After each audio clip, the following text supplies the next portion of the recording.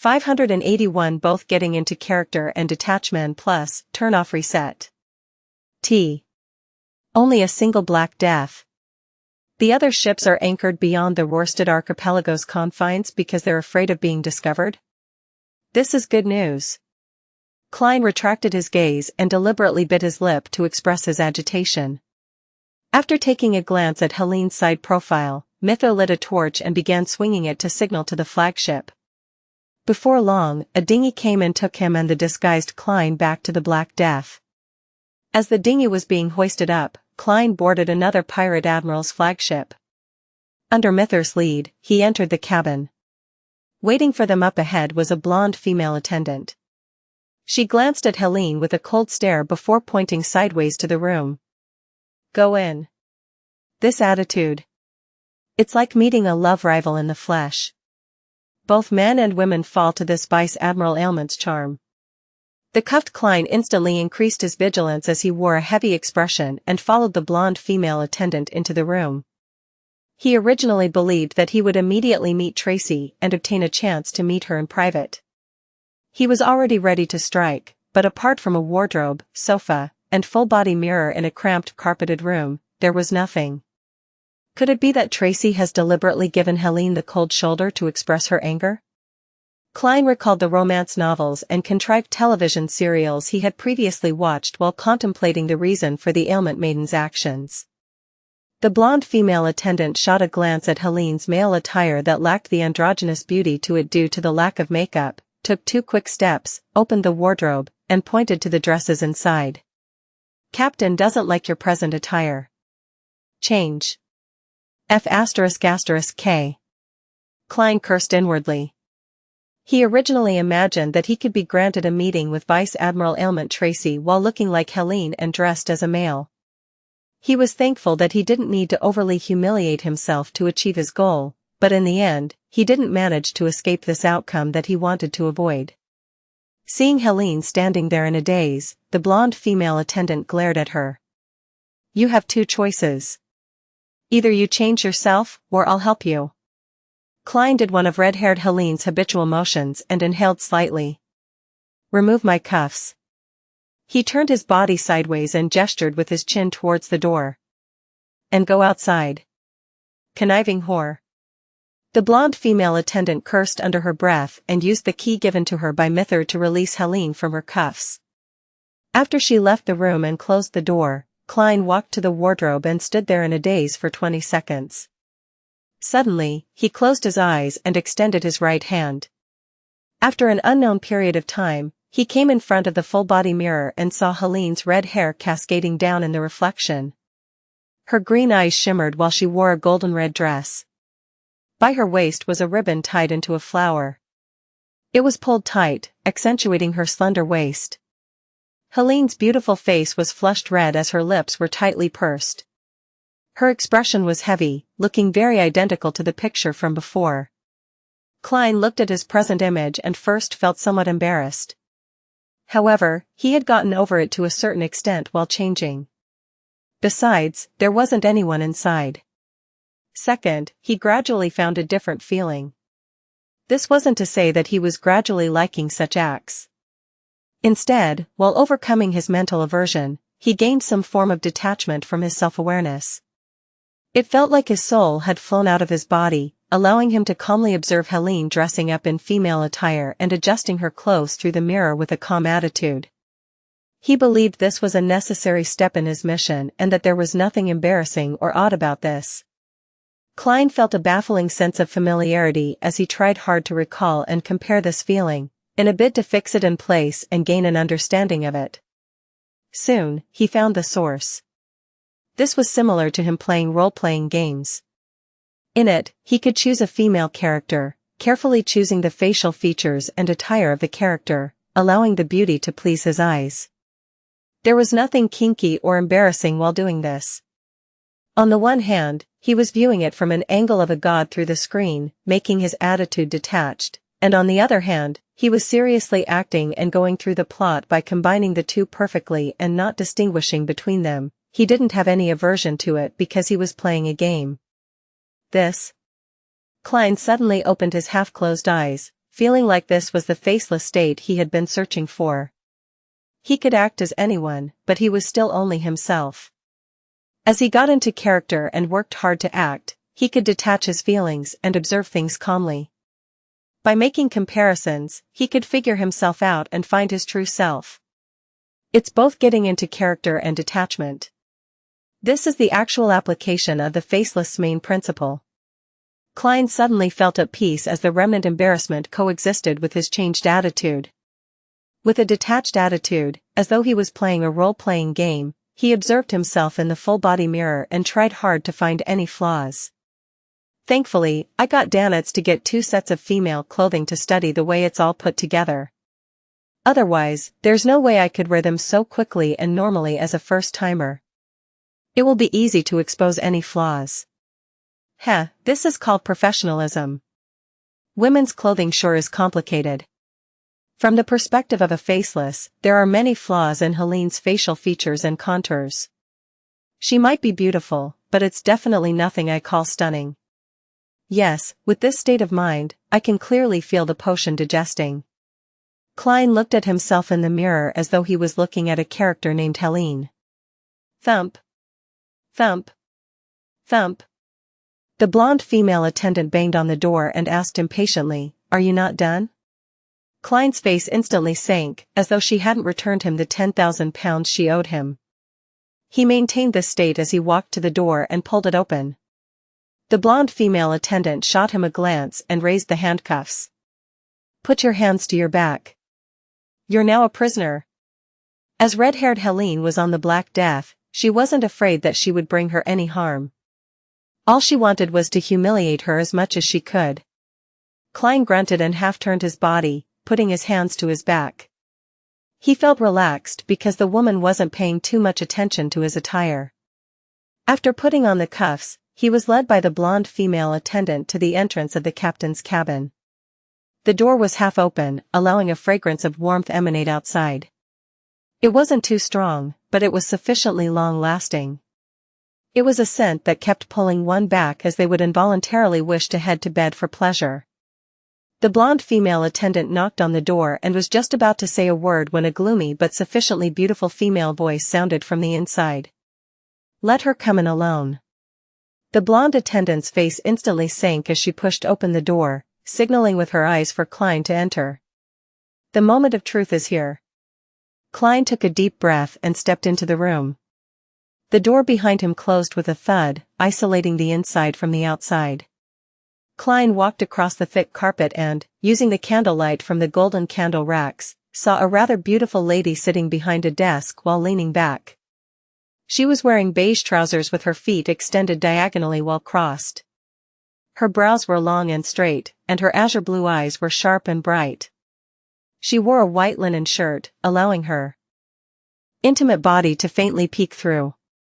Raven-black curled hair cascaded down to hide the critical bits, making Klein instantly feel uncomfortable. Upon seeing red-haired Helene enter, Vice Admiral Ailment Tracy raised her left hand and asked with an ambiguous smile, "Tell me, how should I punish you?" She held a black leather whip in her hand. "Ma'am, there's always room for discussion." Klein lampooned to resist his discomfort. His eyes first moved upwards before leveling towards her. He said without a hint of emotion, "Returning to this place is already the greatest punishment, anything else is just a bonus. You're as stubborn as usual, yet always so indecisive." Tracy stood up. She was tall and slender, and under the illumination of the candlelight, her figure's shadows danced with extreme charm. She held back her smile and walked towards red-haired Helene, with the leather whip in her left hand. She didn't have an ounce of doubt. During this process, Klein noticed that she wore a bangle with inlaid diamonds on her right wrist.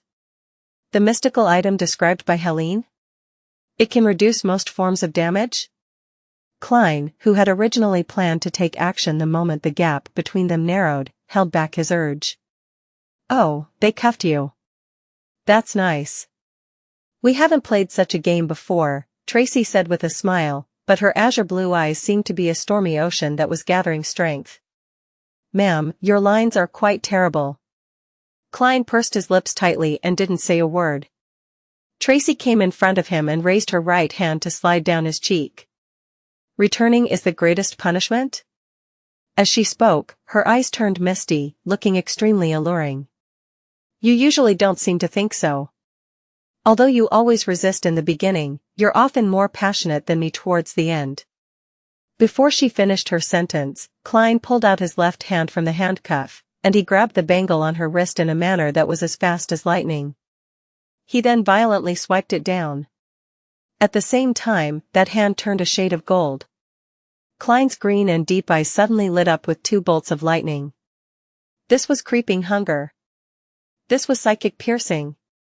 And the ability to pull his hand out of the cuffs was a magician power. It was the bone-softening power which Klein very seldom used. He had long made plans and preparation for what he would do after infiltrating. It was to find a chance to be alone with Vice Admiral Ailment Tracy and assassinate her without holding back. Only by doing so did he have a chance of defeating a pirate admiral. Only by doing so could he severely injure and capture her. And even if it couldn't be done, he didn't mind killing her. He was already very accustomed to channeling spirits above the gray fog. He wasn't afraid of not being able to obtain the intelligence he needed. A human trafficker didn't deserve any pity.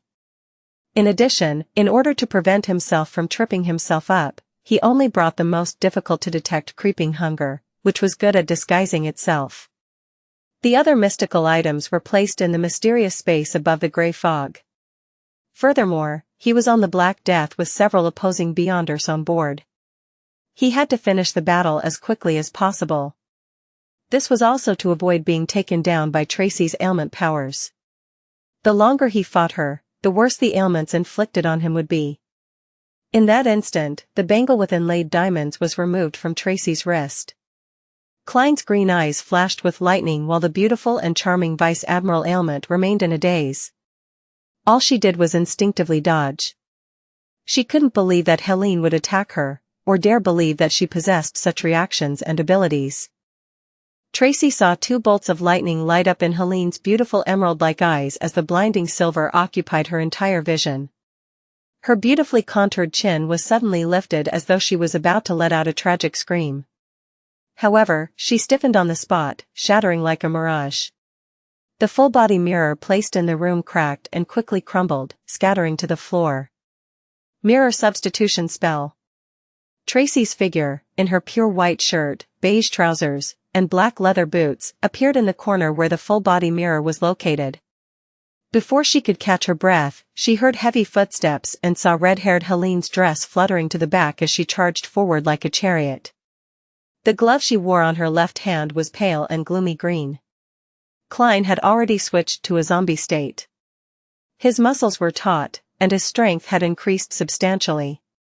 His sleeves fluttered as he clenched his fist tightly before throwing it at Vice Admiral Ailment Tracy like an iron hammer. Bang! Bang! Bang! Although he continued maintaining Helene's appearance, his actions were like a ferocious beast's. He was fierce and formidable. As he bombarded Tracy with his punches and kicks, all she could do was desperately parry his attacks without having the time to use other Beyonder powers. If a Demoness of Affliction's corresponding Sequence 9 wasn't assassin, allowing her to have extraordinary combat skills and dodging capabilities, this barrage of attacks would have left her heavily injured. Bang! Bang! Bang! Klein's fist emanated a white, frosty air, causing Tracy to tremble with every time she made contact. Gradually, ice began to form on the surface of her body. This was a zombie's mastery of frost powers. Seeing her blood gradually stiffen, Tracy didn't hesitate and took the blow. Her lips turned pale as her mouth opened slightly as she let out a formless scream. Accompanied by this scream, a blue illusory halo surged out from her body. It left stacked layers of frost in its wake. In just 1 or 2 seconds, both of them found themselves in a frozen world. They were surrounded by thick and transparent ice, and there was loose frost blanketing the exterior. The two looked very close to one another, but they needed to break through the various obstructions to fight each other. A smile appeared on Tracy's gallant and brilliant face as a silent black flame ignited within her body. It quickly melted the surrounding ice as it began to launch a counterattack, allowing Ailment Maiden to grasp the advantage. At this moment in time, she saw Helene, who was often frail and indecisive, snap her fingers without an expression. A matchstick she hadn't noticed lit up as scarlet flames leaped. Instantly, it enveloped the red-haired figure's dress. Tracy's pupils constricted as her spiritual intuition gave her an extreme sense of foreboding. In the silent black flames behind her, Klein leaped out in the form of Helene. He extended both his arms and hugged Tracy, locking her arms in the process. At the same time, he opened his mouth and shouted, "Bang!" A formless air bullet shot out with might that exceeded that of a revolver. It was comparable to the latest rifle models. It passed through the void and accurately hit the back of Tracy's head. Oof! The bullet drilled through her skull, but Vice Admiral Ailment's figure suddenly contracted, turning into a broken black staff. Magic staff substitution spell. Tracy rapidly appeared diagonally across him. The buttons on her shirt dropped as she revealed a mesmerizing view of fair skin. However, what caught Klein's attention wasn't that but the blood on her palm. While Klein restrained Tracy, she had clawed behind her, ripping off a piece of fabric and injuring his thigh. At this moment, Tracy quickly opened and closed her mouth twice as illusory black flames appeared from her palms to burn the blood. This was black magic, a witch's curse. Klein couldn't help but tremble. A black flame ignited from within, from his soles to the top of his head. He was rapidly reduced to paper shreds. Just as he appeared in another corner, he felt countless invisible spider webs swirl towards him. Some were hard and attempted to bind him, while others were soft, in a bid to stimulate different parts of his body. Klein, who was a beyonder who acted extremely calm during combat, felt his heart race as his ears heated up. His body turned numb and sore, having the discomfort of a cold while having the urge to have his blood surge downwards. Compared to Madame Sharon from Tingen City, Tracy's spiderweb was far more terrifying. Klein didn't dare to underestimate it as he immediately snapped his fingers. The snap ignited all the surrounding spiderwebs as scarlet flames extended from where they came from and surged towards Tracy like a tidal wave. Back in Tingen, Klein already knew that the spiderwebs from a demoness of pleasure were weak against fire. Instantly, the middle of the room became a huge ignited web. Tracy was caught by surprise as the flames swept towards her. Humph! She exhaled as an eerie blue illusory light surged outwards and froze her within a transparent but gigantic crystal. The scarlet flames surged over and kept melting the ice, but it gradually weakened. Klein didn't pick up the diamond inlaid bangle, because he wasn't sure what negative side effects it might have. To rashly use a mystical item without sufficient comprehension of it was highly likely to be harmful rather than beneficial. He straightened his body and opened his arms, letting his left glove be dyed in the lustrous glow of the sun. Priest of Light. At that instant, Tracy, who was hiding inside the ice, felt that extremely familiar Helene wore a holy luster. In between her brows, an unprecedented tenacity surged out. She was pretty and no longer frail.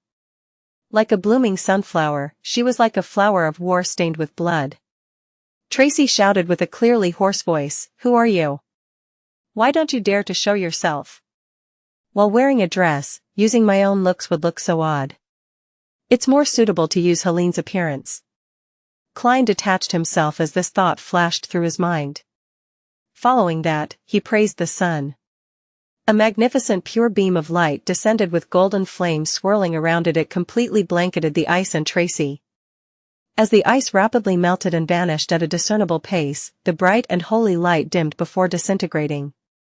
The color in Tracy's face drained as she did a somersault and agilely dodged Klein's psychic piercing from his switch to the interrogator's soul, letting whatever damage she received happen inside the beam of light.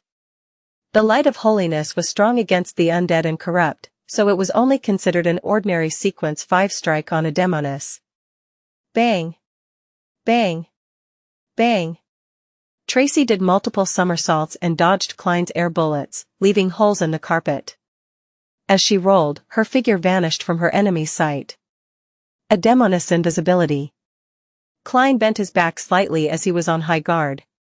He then used his spiritual perception and his sense of danger as a clown to seek out Tracy's location. However, he was unable to find her in that short amount of time. Furthermore, his forehead was heating up and his lungs were burning. His throat hurt and itched. He nearly couldn't keep himself from coughing any longer. No, I can't let this drag out any longer. Klein's thoughts raced as he suddenly laughed deeply. He then used a stiff male's voice and said, "Helene told me your secrets. She also told me all of her secrets." Before he finished his sentence, his spiritual perception was triggered. This was because he discovered an intense emotional fluctuation in a particular corner. The emotions of rage and hatred were impossible to hide from him. Klein immediately turned around and looked over. Instantly, layers of golden scales appeared on his left glove. His eyes were tainted with a pale gold color as his pupils turned vertical. Silently, Tracy's figure was outlined as she wore a painful and twisted expression. Her extremely feminine raven-black curly hair grew uncontrollably as they spread in every direction. Psychiatrist's frenzy. Tracy, whose emotions had been stirred, nearly broke down when faced with such an attack. She temporarily lost her reasoning. Klein took the opportunity and snapped his fingers. An air bullet crossed the distance between them, heading straight for Tracy's face that remained beautiful despite the twisted expression. Suddenly, a wisp of thick, raven-black hair swept over, changing the trajectory of the air bullet. It struck Tracy in the left shoulder, causing her clothes to tear and blood to spurt. Even her bones were exposed.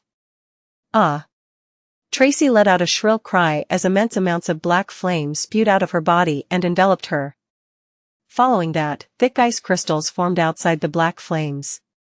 Beyond it, raven-black curly hair that frantically grew wrapped Tracy, the black flames, and the ice in thick layers. It seemed to form a gigantic cocoon made of human hair. Bang! Bang! Bang! Klein's air bullets shot out one after another, but they only penetrated the black hair and got stuck in the ice. He paused and made his left glove emit the brilliance of the sun. At that moment, his throat itched. Unable to control himself any further, he began coughing violently.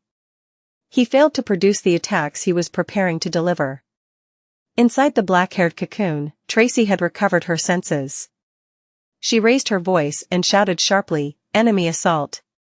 Enemy assault!" At that instant, Klein paused for a second. In his moment of adrift thoughts, he felt as though he had returned to Backland, returning to the first time he encountered the devil dog. He knew he wasn't its match and could only shout "Murder and save me," before successfully escaping from the danger. At that moment in time, Tracy's cries had the same effect. Even if there weren't a dozen Beyonders on the Black Death, the number was close to that. Furthermore, there were relatively many Beyonders of relatively high sequences. Indeed, killing a pirate admiral in a short period of time is too difficult, even if it's an assassination. Klein coughed twice and snapped his fingers. He stopped attacking and hesitating. He turned and ran for the window in the captain's cabin. The last thing he noticed was the diamond-inlaid bangle, but he didn't dare to retrieve it. Firstly, he was afraid that the severe negative effects would affect his escape, and secondly, he was afraid that Tracy would be able to lead a bunch of Beyonders to pursue him with the help of the item's location after she recovered. A pursuit at sea would then unfold. I can't be greedy. Klein turned his head and smashed through the window and fell onto the deck. Two pirates happened to come over as they thrust their cutlasses forward. Oof. Oof. Their cutlasses pierced through a paper figurine. Klein's figure instantly appeared behind one of the pirates, as he extended his left hand, opening up a ferocious and creepy mouth on his palm. Creeping hunger bit down on its food while Klein lifted the pirate up before other Beyonders rushed over. He took wide steps and ran to the shipboard. Under gunfire, he plunged into the dark sea under the night sky. The ice-cold water instantly inundated Klein, drenching his golden-red dress and making him sink like a rock. At the same time, creeping hunger had already finished eating the pirate, lightening his load. Klein didn't attempt to float up and had instead continued sinking downwards. He could faintly hear splashing sounds across the distant waves. Apparently, pirates from the sailor pathway had engaged in pursuit. This was their home ground. They could act like fish in such environments for a very long period of time. Klein wasn't alarmed. As a magician who never performed unprepared, he had obviously thought of his escape plans if he met with failure. After all, there was nothing guaranteed about such matters. To do his best acting as Helene and not be discovered by Vice Admiral Ailment Tracy, he had not only left the other mystical items and cache above the grey fog, but he had even done so for the charms that came under the water and wind domain that he recently made. However, this didn't affect him. As a god, a blessed, and a believer trinity, he had many miraculous methods to deal with the corresponding situation. He quickly made creeping hunger turn pale and be dyed in a gloomy green. The surrounding seawater froze, forming layers of frost. Before the frost completely turned into ice, Klein spread his wing muscles and spread out his arms. With the strength of a zombie, he shattered the frost, sending them slightly further away. This way, he temporarily produced a narrow space that didn't have any seawater around him. The water instantly surged backwards to fill the space. Klein extended his left palm and released the terrifying cold and spread it out, creating layers of ice walls. For a brief moment, he seemed to be encased in an ice prison. He could stand in it and produce sound, but he was only limited to that tiny space. Klein immediately took tiny steps in a counterclockwise fashion while murmuring blessings stem from the celestial worthy of heaven and earth, before rapidly letting his spirit body go above the grey fog. Just as his body appeared at the fool's high-back chair, he immediately picked up the sea god's scepter which he had placed on the table. Without needing to identify anything, he selected the point of light representing Gehrman Sparrow, who had recently been promoted to a believer of sea god. Through a previously established connection, he raised the short milky white scepter and made the blue gems on it emit a blurry luster. He replied to his believer and augmented himself with all sorts of spells, including but not limited to underwater breathing, freedom of movement, and pressure resistance. Finally, he used a paper angel to interfere with any divination. He then ordered the nearby undersea creatures to help protect Gehrman Sparrow's escape. After doing all of this, Klein didn't delay and had immediately returned to the real world and gained control of his body. At that moment, the seawater's pressure had crushed the constantly melting ice wall and had retaken that independent space. However, Klein could already breathe easily and swim rapidly. Through the rippling but crystalline water, he saw fishes swimming towards him. A dark shadow rose up from beneath his feet as an unknown behemoth rapidly rose. It was a strange brownish-red creature that looked like a squid. It was so massive that its tentacles were enough to bind an entire ship. It spewed black ink and instantly dyed the surrounding sea black. The few sailor pathway beyonders who were pursuing Klein instantly saw black as their bodies turned numb. Unclear of what was happening, they immediately floated to the surface and dealt with the abnormalities in their bodies. By the time they dived down again to find the enemy, they had already lost track of Klein. At this moment, Klein was swimming at the bottom of the sea with great satisfaction. He even had the time to divert his attention to recall his failed operation and reflect on what he had done. I had sufficient preparations to act as Helene. Even Tracy, who had shared numerous nights with her on the same bed, couldn't instantly see through me. It accelerated the digestion of the potion. During this process, I still had to overcome my aversion and find a way to both get into character and be detached. This was extremely helpful to the digestion of the potion. I basically did the best I could for the battle. It can be considered a prepared performance, but I underestimated the strength of a sequence 5 Demoness of Affliction and the experience of someone who inched her way to becoming Vice Admiral Ailment even though she lost her mystical item in the beginning. Just my present strength and my mystical item weren't enough to kill her quickly, unless I had used the sea god scepter, but this is around the Rorstad archipelago.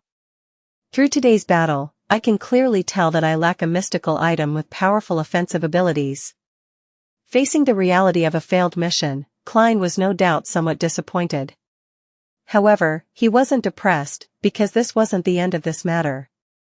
He planned on writing to Mr. Azek to see if he was interested in the ancient chronicles related to death and if he had the time to pay a visit.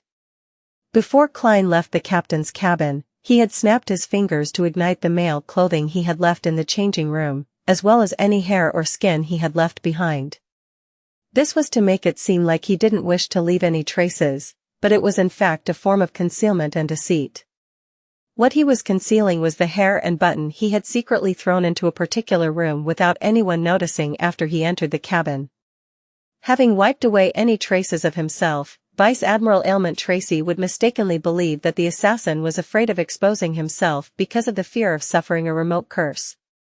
Then, it would be difficult for her to seriously get the pirates to check for any remnant items. With the hair and button, Klein could use divination to lock onto the location of the Black Death up to a certain amount of time. This way, as long as Mr. Azek was willing, he could bring him to Vice Admiral Ailment Tracy. Sigh, I originally thought I wouldn't need Mr. Azek's help.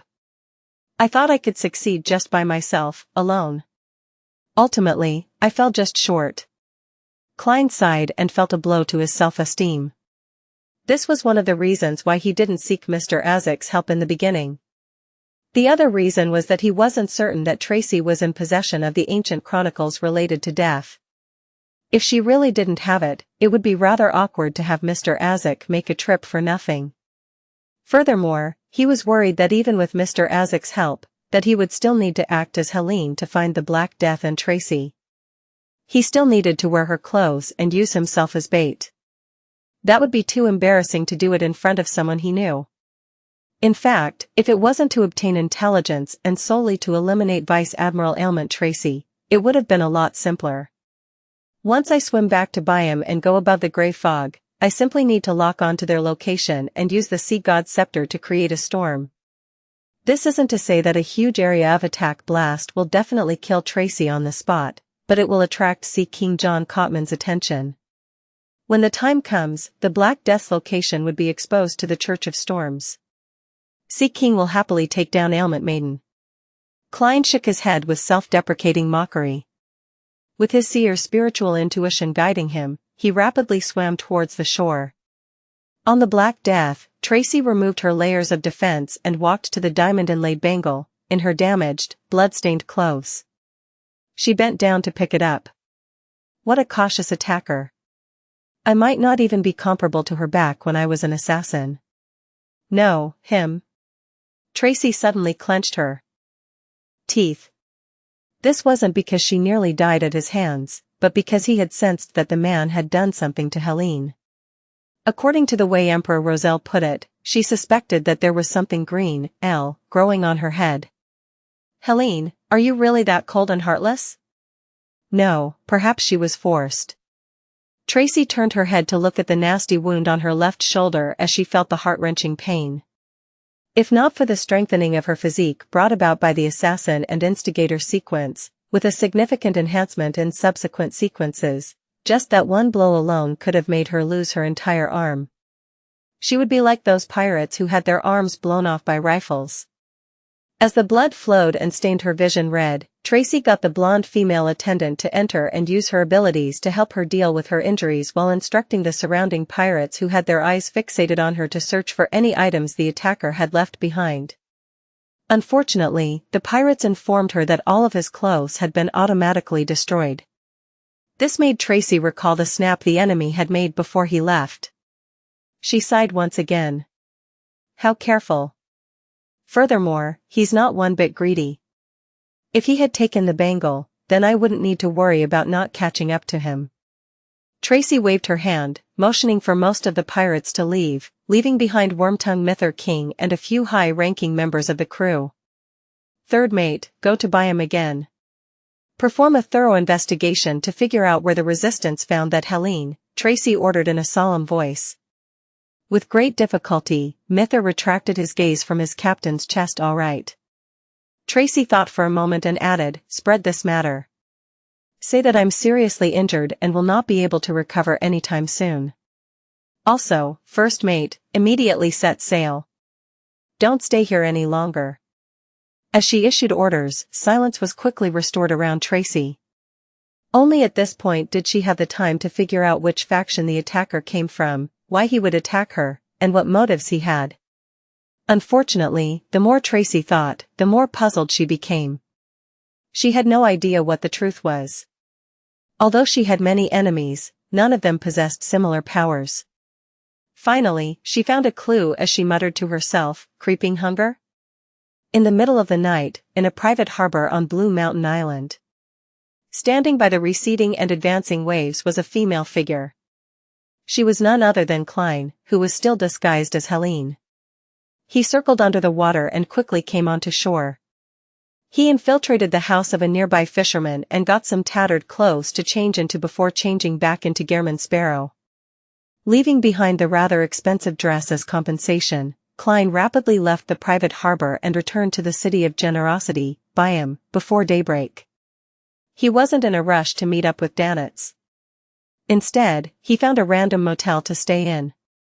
He used a ritual and brought back Azek's copper whistle, other mystical items, and cash back to the real world. After confirming that he could divine the location of the Black Death, he blew the copper whistle. 1. A Chinese saying of being cuckolded, wearing a green hat. T. After lowering the copper whistle, Klein had already activated his spirit vision. He saw illusory white bones being weakly thrown up from the ground as they slowly formed a gigantic figure. If the past scenes were like a fountain in a fantasy setting, then this was more like the flow from an ordinary reverse tap. The corners of Klein's mouth moved indiscernibly as he pretended as though he hadn't noticed anything amiss. After a few seconds, the skeleton messenger finally took form. Its nearly 4 meters body tore through the ceiling once again as the pitch-black flames in its eye sockets burned silently. Klein folded the letter he had finished writing and threw it up. He described in detail the tycoon, Jimmy Necker, in the letter. He mentioned the connections between the death chronicles found in the southern continent's Balam Empire's mausoleum, as well as the connection the item had with Vice Admiral Hurricane Kalangos and Vice Admiral Ailment Tracy. He also mentioned how he had successfully sneaked in, and although his assassination had failed, he had left behind something that could be used to determine the location of the Black Death. Of course, he didn't go into detail how he sneaked in. He had only roughly recounted Vice Admiral Ailment Tracy's combat techniques and style. After the messenger caught the letter with a swipe that could send an adult human flying, Klein coughed and cleared his throat. I already have a messenger. The pitch-black flames in the skeleton messenger's sockets clearly flickered before its body collapsed like a waterfall before drilling into the parquet. You don't have to be afraid of becoming my messenger anymore, right? Am I that detestable to your kind? Yes. These messengers from the underworld probably can't bear to leave Mr. Azek. After all, that's a direct descendant of death. There might not even be any skip in the generational line. You want to cozy up with someone powerful. I get it. Klein was just about to pack up and check out when his nose itched suddenly and sneezed. Achoo. Achoo. Cough. Cough. Cough. Mucus flowed out as he coughed. His forehead slowly but decisively began burning with heat. Oh no. Vice Admiral Ailment's ailment is still lingering in my body. And I confronted a 10 degrees Celsius cold wind in order to return to Byam. I really fell ill as a result. Klein used inferior tissue paper to wipe his mucus, contemplating whether to summon himself and act using a spirit body state, so that his physical body could heal by itself. After serious consideration, he believed that it was impossible. Firstly, his physical condition would clearly affect his spirit body's condition. The two were closely related in some magical manner. Secondly, if he ignored it, his physical condition would definitely worsen. I'm becoming a little dazed from the fever. Klein touched his forehead and prepared to return to the Wind of Azure and to meet up with Danitz. Then, he had to consider if he should head to a hospital or clinic to buy some medicine. In the Berg household in the City of Silver, Derek finally obtained the radiant spirit-packed tree fruit from Mam Hermit, and he successfully concocted the Solar High Priest potion. It was golden in color and had a scorching hot temperature. When Derek drank it, he felt the burning sensation in his throat. His eyes lit up suddenly as they grew brighter like there were 2 miniature suns hidden in them. His body radiated concentric ripples of pure light as his exposed skin protruded to form black patterns that were visible to the naked eye. At the same time, his body hair grew longer, as though they were changing into feathers that were swirling with golden flames. Derek knew that there would be similar changes when consuming a potion at sequence 7. He didn't panic or become flustered. He clenched his teeth and repeatedly recalled that pain of him personally killing his parents and the hope that arose from the depths of his heart after meeting Mr. Fool. Despite being on the brink of losing control, he managed to persevere through it. After a while, everything abnormal about him was restored back to normal. However, the air he exhaled was mixed with the warmth of the sun. He felt that his body had become stronger again, and he had some considerable resistance against ailments and treacherous environments. However, that wasn't the main point. Derek liked the various theurgical knowledge that appeared in his mind. They included fire of light, horror immunity, holy oath, cleave of purification, sun halo, holy light summoning, holy water creation, etc. Derek paced around in delight as he felt that the related theurgical spells he had were very suitable for him in dealing with the evil monsters that hid in the dark. He didn't hide the news and immediately ran to the Twin Towers and recorded the information of his advancement. This way, after a preliminary inspection, he would have the qualifications to helm a small patrolling team as its captain. He could come into contact with more of the City of Silver's information. This includes the method to removing the mental corruption of a Beyonder characteristic, which Mr. World wants. While Derek was answering the registration clerk's various questions, he couldn't help but recall the promise that he hadn't been able to fulfill all this time. Owing something to others often left him uneasy and uncomfortable. And now, he could finally see the light that could restore his calm. In the Emiris Leaf Bar, Wormtongue Mither King was holding a cup of red wine. He sat across from the elderly strongman Oziel, crossed his right leg, and leisurely asked, "Did you figure out anything specific?" He had been instructed by his captain, Vice Admiral Ailment Tracy, to return to Byam and investigate the fake Helene. For this, he found Oziel, who had originally issued the mission. He couldn't directly seek out the resistance, because there was a small chance that they were cooperating with the fake Helene. To question them in person was no different from directly bringing his head to the Governor General's office in exchange for the bounty reward. Oziel pulled a chair and sat down. "They didn't hide anything, but I can't be sure if they're speaking the truth or not. As you know, I prefer using fists rather than brains. They said that Helene was brought over by Blazing Danitz. He represented Vice Admiral Iceberg and hoped to establish a cooperative relationship with the resistance. They wanted to provide a certain amount of help, and Helene was a way to express their goodwill." Blazing Danitz? Vice Admiral Iceberg. Mither ruminated over the two names as his expression slowly turned solemn. He leaned back into his chair as he knitted his brows bit by bit. As one of Vice Admiral Hurricane's former captains, he was now the third mate of Vice Admiral Ailment's flagship. He was no stranger to the other pirate admirals, and he knew that Vice Admiral Iceberg was powerful and had a rich collection. With just one ship and a few subordinates, she was able to resist the other pirate admirals. In terms of strength, she was a little stronger than two of his bosses. More pertinently, Vice Admiral Iceberg seldom involved herself in the conflict between pirates. She sought information and explored the unknown to seek out treasure. She was more like an adventurer than a pirate. Why would she suddenly want to assassinate Captain? This doesn't suit her character. She previously suffered a setback because of Admiral of Blood's rumors. She should be focusing on seeking revenge on him. Mither took a sip of red wine as he rubbed his forehead with his other hand. He temporarily stopped thinking about Vice Admiral Iceberg, and he placed his attention on Blazing Danitz.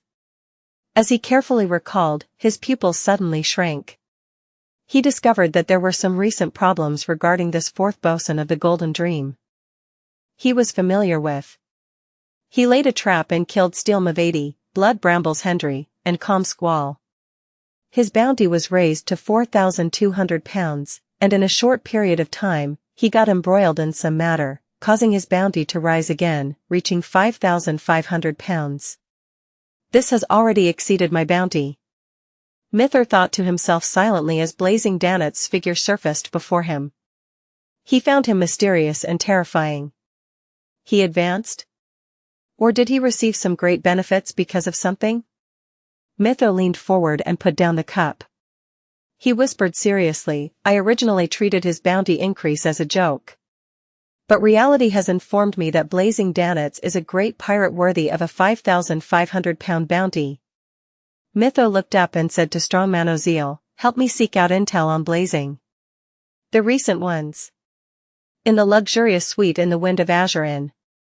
When Danets opened the door and saw Gehrman Sparrow, he glanced around warily before making way. How was it? Did the hunt succeed? He asked in excitement and curiosity after closing the door. Vice Admiral Ailment is a famous beauty. Back when I saw her, she was even more charming than I imagined. What a pity if she were to just die like that. She should be locked up forever without parole. Pooey. How can she be prettier than Captain? Those with looks like her are plenty in the Red Theater. Contradictory thoughts ran through Danet's head. Klein clenched his fist and placed it to his mouth before coughing violently. After calming down, he answered coldly, almost. What a pity. Danet sighed. But deep down, he was thinking, this madman, Gehrman Sparrow, is really strong. He infiltrated the Black Death to assassinate Vice Admiral Ailment but was only just fell short of success. Even though he failed, he successfully returned almost without any injuries. One had to know that the reason why every pirate admiral was famous throughout the 5 seas, being second only to the 4 kings, wasn't only because they themselves were strong, it was also because they represented a crew, a force to be reckoned with. They had many Beyonders under them. To be able to escape from the Black Death after a failed assassination had indicated that Gehrman Sparrow was in no way weaker than any pirate admiral. Is creeping hunger really that powerful? No, even if I were in his shoes and had creeping hunger, I wouldn't be able to go that far. Danets was increasingly convinced that his choice of not resisting during his first encounter with Gehrman Sparrow was extremely wise. Klein coughed twice again and prepared to instruct Danets to buy some medicine for him from the hospital. He then recalled that the cause of his illness was complicated. The medicine provided to him without a doctor's careful examination might not be effective. Even the many medicines that Emperor Roselle had previously invented were the same. If it wasn't because it's impossible to use the gray fog to establish a remote treating system, I really wish that I could consult Emlyn White to make me some medicine. Klein went to the washroom to wash up and change into his original clothes and burn the clothes he obtained from the fisherman. Upon seeing him come out, Danets went over with a paper bag and said in a sycophantic manner, "This is the 700 pounds they gave." At this point, he and Klein heard someone knock on the door. It was Captain Eland. When the captain rushed into the room, he gave Gehrman Sparrow a deep look and suppressed his voice. I planned on returning to Pritz Harbor, but I received a piece of intel. Something huge seemed to have happened at Bansi Harbor. The Church of Storms has finally taken action on Bansi Harbor? Klein clenched his fist and placed it to his mouth before coughing. He asked calmly without any qualms, what happened? Eland didn't notice any abnormal reaction from Gehrman Sparrow. He retracted his gaze and surveyed the area. I don't know what exactly happened. I only know that it might have involved the upper echelons of the Church of Storms. And for a period of time before that, all routes that lead to Bansi Harbor were cancelled. This might have been a so-called omen. Involved the upper echelons of the Church of Storms? No, it should be the most elite forces. I suspect that the pontiff of the Church of Storms, that grounded angel, had personally taken action. He might have even used a Grade 0 sealed artifact. After all, he might be facing a king of angels, one that's even older than the 4th epoch, as well as his descendants. Klein nodded and calmly asked, what's the outcome?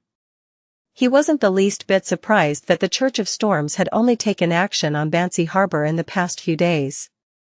Even though the mandated punishers were known for being rash and irascible, there was still a protocol that needed to be followed for serious matters like this. For example, they needed to make a confirmation, evacuate a portion of innocent residents, or seal off the surrounding sea. All of this needed time. Eland was unable to read Gehrman Sparrow's true emotions as he sighed with a smile. There won't be a Banshee harbor for a very long period of time. As expected of the Church of Storms. Klein secretly clicked his tongue, feeling even more curious about the detailed process. He wanted to know whether Red Angel Medici had appeared, and if he really was sleeping near Banshee Harbor.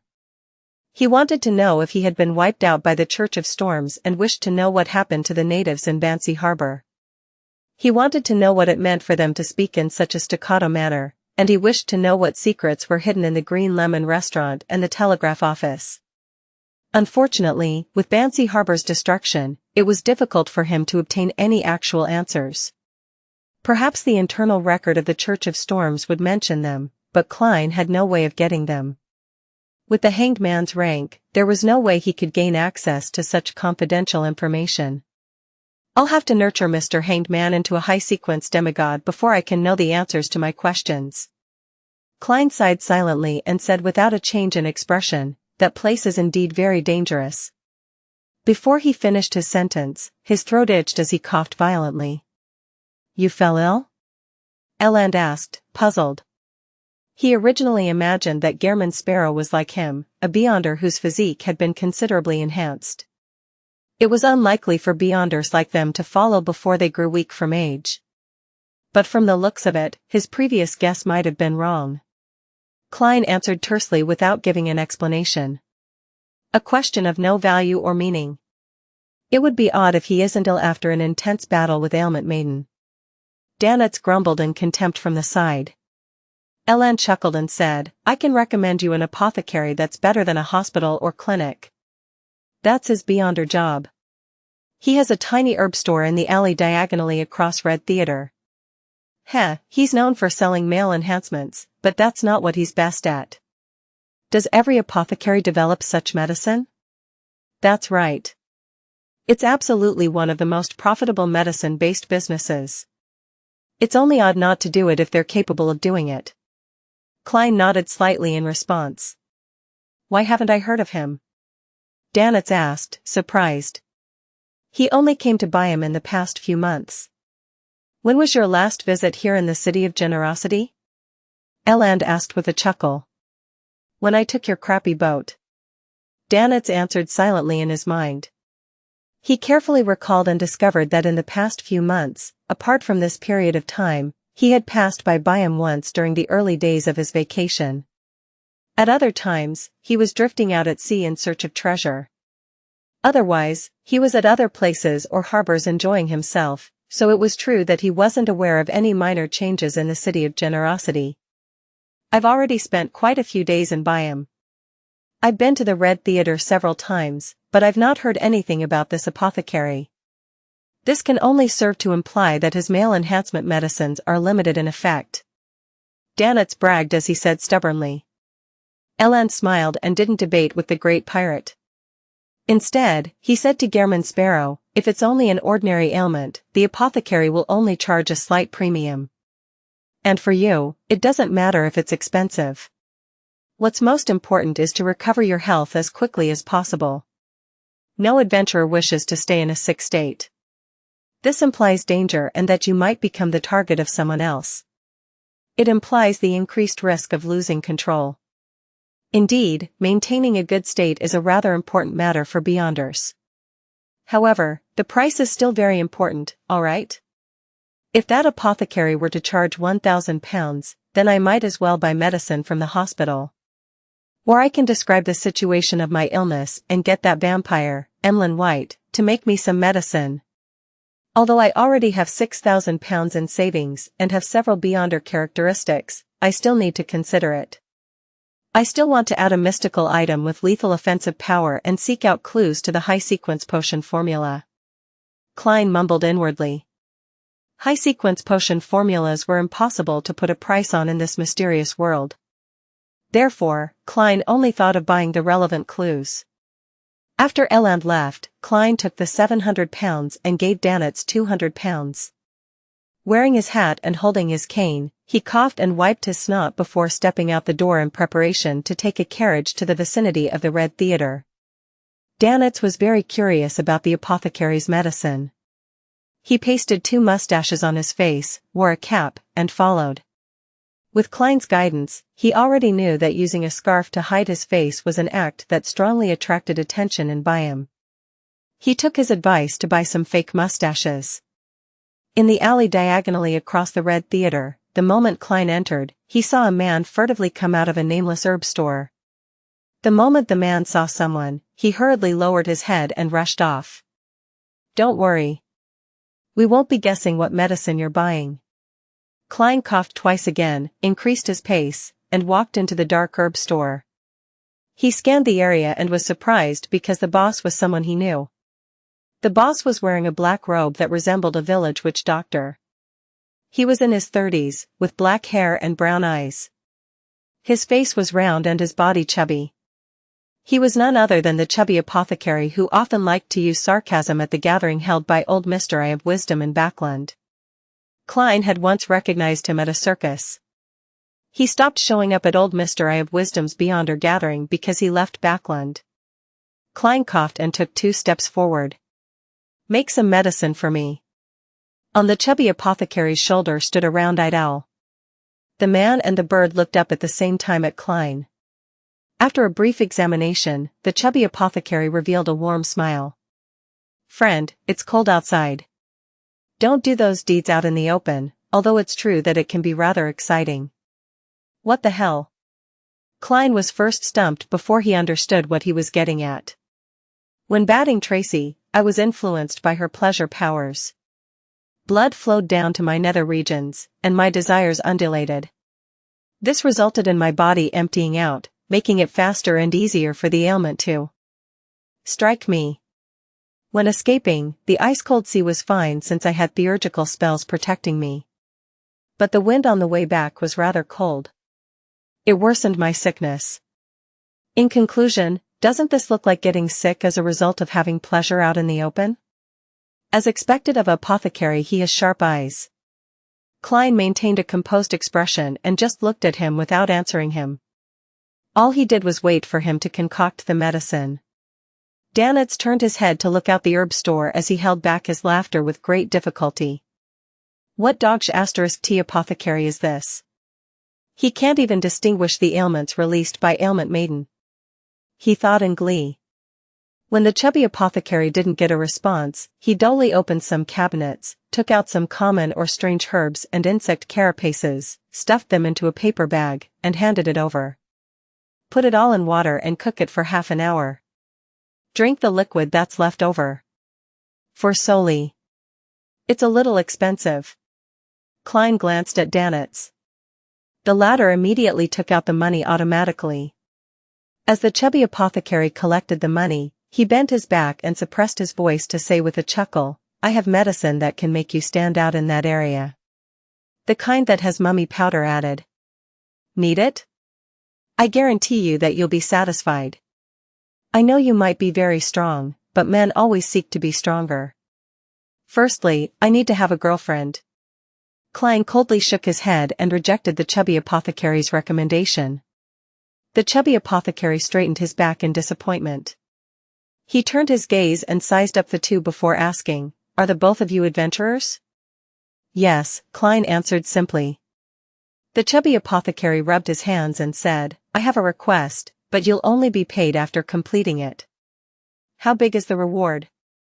Klein pinched his nose. 100 pounds, the chubby apothecary shouted as his heart pained for the money. "Help me find someone.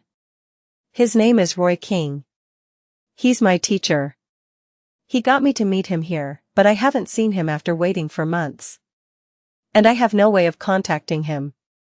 Is there a portrait, or a photograph?" Klein inquired. The chubby apothecary took out a photograph from a secret pouch by his waist and handed it over. It was of a relatively young man. His hair was neatly combed back and he wore glasses. He appeared very gentlemanly. "Your teacher?" Klein asked. "I might believe it if you're the teacher." The chubby apothecary coughed dryly and said, "He's at least 60, but he looks young." "A beyonder power or a mystical item?" Klein nodded in thought and began asking about the specifics. After confirming that there weren't any items he could use to divine, he took the paper bag and left the store. After he disappeared from the alley, the owl standing on the chubby apothecary's shoulder suddenly said, "Dark Will, that guy might know you." "What? He knows me?" The chubby apothecary, Dark Will, was alarmed as he whispered back. The owl's round eyes looked ahead and said, "I noticed that he clearly paused for 2 seconds the moment he saw you when he came in. Perhaps he thinks someone like me doesn't match his image of an apothecary," the chubby apothecary retorted. The owl spread its wings and landed. "Suit yourself if you wish to think so. What books have you been reading recently?" The fat on the chubby apothecary's face trembled. The owl replied sternly and seriously, "My reading is based on your knowledge standards such as those involving soccer. Unfortunately, the words you grasp and can teach me are limited. I have no choice but to read popular novels that have a lower requirement on one's vocabulary. Besides, they're all serialized on the newspaper." Darkwill chuckled. "I'll buy a recipe cookbook later. It's called Guide to East Balam Bird Culinary Methods." Without waiting for the owl to answer, his expression sank and he muttered to himself, "He knows me? He looks like the standard Loanese man. More than half his blood is at least Lone. I used a fake name to stay in a few cities in Lone. It's not odd to be recognized by him.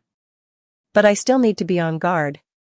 If I don't receive any news about Old Man before March, then I have to leave this place." Having said that, he turned his head to look at the owl who was perched on his shoulder. "At times, you're still rather useful. No, your eyes and your body language tells me that your real thoughts are, darn it, I wanted to buy a pet that can help me beat monsters and gangsters. I sought out beyonder ingredients of a potion recipe according to the standards of a dragon, but I ended up getting a silly bird who only knows how to read newspapers and plays. Darn it, I want to stuff another potion down its throat," the owl repeated like a parrot by mimicking the chubby apothecary's tone. Darkwill's expression stiffened for a few seconds before he chuckled.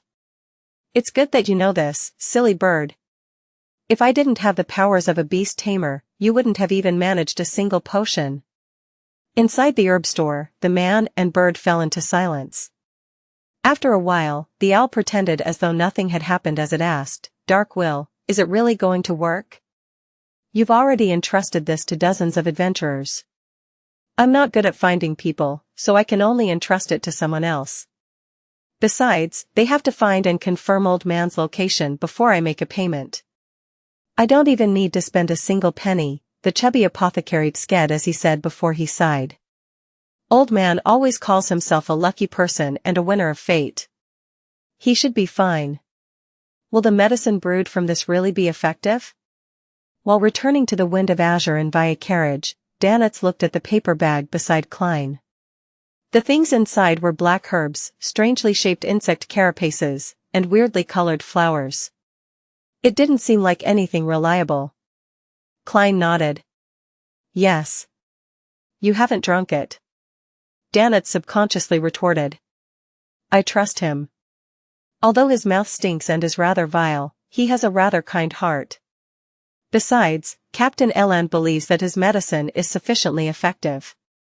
As Gehrman Sparrow, Klein didn't respond to Danitz's doubts. He directly picked up the paper bag and threw it over. Without needing any spoken words, Danitz knew what he meant. He was in charge of brewing the medicine. Furthermore, he was accustomed to doing similar matters recently, so he didn't have any urges to resist. After returning to the Wind of Azure Inn, Klein got a chair to sit in while he watched Danitz light up the fireplace and prop up a pot. He then added water and the herbs into it. Leaning back, Klein felt his head feel groggy. He was very exhausted and felt like he could fall asleep at any moment. In order to wait for the medicine to finish brewing and for him to quickly resolve his illness, he forced himself to consider various problems to combat the fatigue. On careful consideration, during the battle with Vice Admiral Ailment, if I hadn't succeeded in sneaking in an attack on her and suppressing her from the very beginning, preventing her from getting into her rhythm until she eventually found a chance to force open a gap between us by turning invisible, then I might have not been her match. The two powers of invisibility and ailments are really like a bug in a game. Matched with an assassin's lethal strike, and the interference of pleasure, it really makes one unable to find and hit her or escape. One can only watch their body gradually weaken and become inflicted with all sorts of ailments. One can even get mesmerized and give up resisting.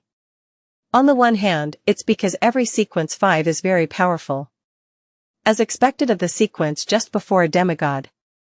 On the other hand, it's because creeping hunger's various powers aren't a good match. It cannot be considered to be multifaceted without any weaknesses. Yes. The powers of a sequence 5 Nimblewright Master of the Seer pathway is highly effective against invisibility. I can try to help the chubby apothecary find his teacher in the meantime, but without any information, with just a picture, I can only try my luck. I'll have to see when I can directly find a clue. After all, I'm not a god, and I can't find people remotely. Wait, in a certain way, I am a god. I can get God believers to help find him.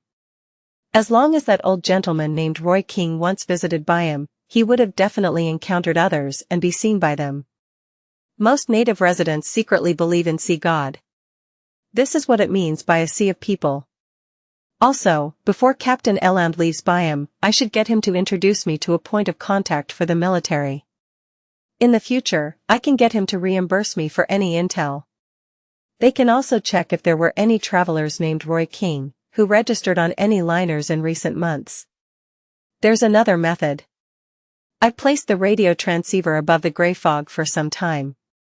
I should be able to contact the magic mirror, Arrodes, if I take it down. I was originally planning on asking for Helene's location, but I no longer need to find the red-haired lady anymore. I can switch to Roy King. For a matter which many adventurers have no clue on how to begin, I have 3 solutions. Amidst his thoughts, Klein finally held on until the medicine was successfully brewed. Looking at the bottle of blackish-green liquid that Danitz brought over, he hesitated for 2 seconds before extending his hand to receive it and placed it to his mouth. Gulp. Klein immediately felt his throat burn as his face flushed red. This made him recall his attempt at eating crazy spicy food in his previous life. Suddenly, his entire person awakened as his stuffy nose quickly cleared. Gulp. Gulp. He barely finished drinking it and felt as though he had nearly recovered from his sickness. By nighttime, he had fully recovered. He no longer showed any doubt towards an apothecary's abilities. No wonder the potion's name is Apothecary. Klein wore his hat and left the inn with Danitz. Under the cloak of night, they left Byam and came to a secret harbor hidden on the other end of the jungle. Tonight, the Golden Dream was providing aid to the resistance. After some coordination and hassle, Danitz used the Soulfall ritual to contact Vice Admiral Iceberg Edwina. After some time, the ship, that was often scrubbed clean and had a strange main cannon, docked by the private harbor. Its gigantic sails drew 5 types of gold coins. They were the gold pound of Lone, the gold horn of Fasak, the Vril gold of Intis, the gold rizet of Fainapotter, and the Sasson gold of Lenberg. This was the flag of the Golden Dream. It was also the symbol of this pirate crew. It's still not professional enough. If it were me, I would add Porter gold. From Mason, Z plus Odie from Seeker, motif gold coins from Balam Empire, etc. Klein stood by the side with his hands in his pocket as he watched Edwina Edwards appear at the bow. At that moment, she was wearing a hunter's hat, a rider's shirt, and a black coat. She matched the image of a female pirate admiral in the minds of the resistance. She often dresses like she's a private tutor. Klein mumbled and took a few steps back, allowing Danitz to run around and busy himself. This pirate worth 5,500 pounds did the liaison, sending a batch of food and fabric to Kalat and the resistance before the transaction came to a close. Danitz secretly inhaled and came to Klein's side and forced a smile. There's nothing else, right? I can now return to the Golden Dream, right? Also, how do you plan on settling the hiring fee? That's only an excuse your captain and I used. In a particular sense, this batch of food and fabric is my payment. Klein nodded. Your captain has already paid. You can return. For real? Danitz found it unbelievable. Although Vice Admiral Iceberg Edwina wasn't far behind him, he was still afraid that Gehrman Sparrow would suddenly have a crazy fit. Klein didn't reply and turned around, walking straight towards the path that led out of the private harbor. Danitz exhaled silently and held back his excited feelings before briskly running back to the Golden Dream. Only when the Golden Dream steered far away into the night, with the private harbor that belonged to the Resistance slowly shrinking in size, did he really believe that he was back on the Golden Dream. At that instant, he felt that he had experienced just too many things over the past half a month or so. It was an unprecedented level of exhilaration, as though it was an interesting dream. At this moment, a sailor came close and asked out of curiosity, "Boss, was Steele Mavady really killed by you?" Danitz immediately laughed out loud and secretly stole a glance at Captain Edwina before saying to his subordinate, "I contributed greatly to this deed. Let's talk over drinks." Above the dark sea, the Golden Dream drifted off into the distance. After returning to the Wind of Azurin, Klein was just about to sleep when he saw the surrounding colors turn abnormally bright. The white bedsheets turned whiter, and the brown floorboards turned more brownish yellow. The dark red curtains appeared like fresh blood. In the scene with all sorts of colors stacked upon each other, Isaac Eggers suddenly walked out from a rippling aqueous void. He was dressed in his usual shirt, bow tie, tailcoat, and a top hat. His skin was bronze in color, and he had soft facial features. How enviable. I also wish to have such powers of traveling through the spirit world. Klein silently sighed as he smiled in greeting while maintaining his appearance. "Good evening, Mr. Isaac." Isaac took off his top hat and looked at the rather unfamiliar face. Without finding it strange, he chuckled. "Apologies. I came in a hurry. I should have knocked on the door. What's the exact situation with those death chronicles?" Klein invited him to have a seat. He then described in detail things he couldn't explain in the letter. Towards the end, he mentioned in passing about the matter regarding Bansi Harbor, saying how it involved King of Angels Medici and his descendants. Isaac leaned back into the chair and said with a frown, "There's such a name in my memories. He should have the two titles of Red Angel and War Angel." However, he had perished long ago. Perished long ago? Klein asked in surprise. Isaac nodded and thought over it. "I remember that he was killed by Blood Emperor Alistitutor." Killed by Blood Emperor Alistitutor? Klein's pupils shrank as he recalled the evil spirit that loitered in the underground ruins beneath Backland. It had claimed to be an innocent killed by the Blood Emperor. Could it be that evil spirit is Red Angel Medici, the King of Angels who once served that creator and was one of the founders of Rose Redemption? Klein instantly generated such a thought and began utilizing backward inference to seek out any traces or clues. The former holder of the Red Priest card was attracted to the underground palace because of a certain level of attraction and had died beside the Tudor descendants. The evil spirit I saw in my dream could easily kill a powerful dragon back when it was alive. It knows the potion formula of the mutant pathways sequence 4 and even more. It's very aware of matters regarding Rose Redemption. The Orthodox churches that have existed ever since the Cataclysm don't know that the former Benzi and that the present Bansi has a descendant of the Medici family residing there, but the evil spirit was able to provide the corresponding information. There's a very high chance of deriving this from the death of Red Angel Medici. And this King of Angels was actually killed by Blood Emperor Alistitutor. Does this mean that the latter had already exceeded Sequence 1 and had reached the rank of true god as a Sequence 0 and could no longer be witnessed directly? That evil spirit said so itself that in the late stages of the Fourth Epoch, Solomon Empire's Dark Emperor, Tudor Empire's Blood Emperor, and Trunsoist Empire's Night Emperor were fighting for the position of Sequence 0 until Alistitutor went crazy. Does this mean that from that point onwards, Blood Emperor was a half-crazy true god? Right, Mr. Isaac mentioned in the letter that he lost his senses from merely being glanced at by Blood Emperor Alistitutor. Back then, he was at least a Sequence 4 demigod. To have such might, it can only be explained that Blood Emperor was at the true god level. Mr. Isaac also described the revival of the true Dark Emperor in his letter. He described him as sitting on a gigantic throne as he overlooked the land. For the Dark Emperor to revive and return, there is a high chance that he was a true god at the sequence 0 rank. If that were the case, the War of the Four Emperors was of a higher order than I previously imagined. It's no longer a battle of 3 sequences fighting for the position of sequence 0. Klein connected all the dots from the past, gaining a brand new understanding of 4th epic history. But as a result, many questions arose. If that ancient evil spirit really is King of Angels Medici, then the underground palace might very well belong to Blood Emperor Alistitutor. Then, why would there be 2 thrones of equal standing? Why would there be 6 humanoid statues of the true gods? Why would the half-crazy Blood Emperor kill Red Angel Medici? After he became sequence 0, which spot did he occupy? Firstly, Dark Emperor can be eliminated. It can't be Red Priest, right? Red Angel Medici was killed for its Beyonder characteristic?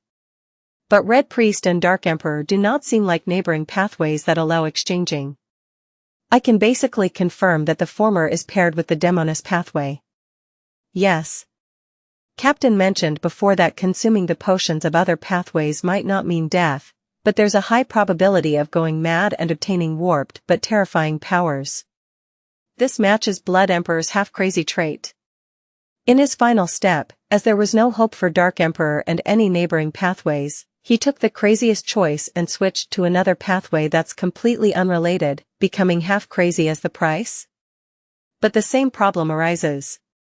Advancing to Red Priest requires King of Angels Medici to be killed, but before advancing, Alistitutor wouldn't have been able to complete it by himself. Unless, he had more sequences helping him or other sequence 0 true gods. Upon realizing this, the statues in the underground palace suddenly flashed past Klein's mind. The Evernight goddess statue who used the moon as a pillow, the Earth Mother statue that hugged a baby in her bosom, the Lord of Storms statue that had lightning flashing behind him, the handsome eternal blazing sun statue, the tall and royal god of combat statue, and the god of knowledge and wisdom statue who wore a hood all cast ice-cold gazes at him from the darkness. At that instant, Klein couldn't help but tremble. However, he remembered that the 6 gods supported the Trunsoist Empire, not the Tudor Empire. The history of the 4th epoch becomes more harrowing and confusing the more you delve into it. Klein sighed secretly. What are you thinking about? Isaac Eggers noticed his pause. Klein said in passing, one was only thinking that since Red Angel Medici had long perished at the hands of Alistitutor, then who is the god of weather who has a following in Bansi Harbor during the recent centuries? And what's the reason for their odd behavior? With this in mind, Klein came to a pause. This was because the matter regarding Bansi Harbor was unlike what he imagined. He originally believed that Red Angel Medici was asleep there, but to his surprise, he had long perished. In that case, the secrets underlying the Green Lemon restaurant and the telegraph office became even more indecipherable. He had no way of deducing anything without any further information. The more he thought about it, the more horrified he became. Could that evil spirit have expected such an outcome when he indicated Binzi Town? That might have been a required step for him to escape the seal?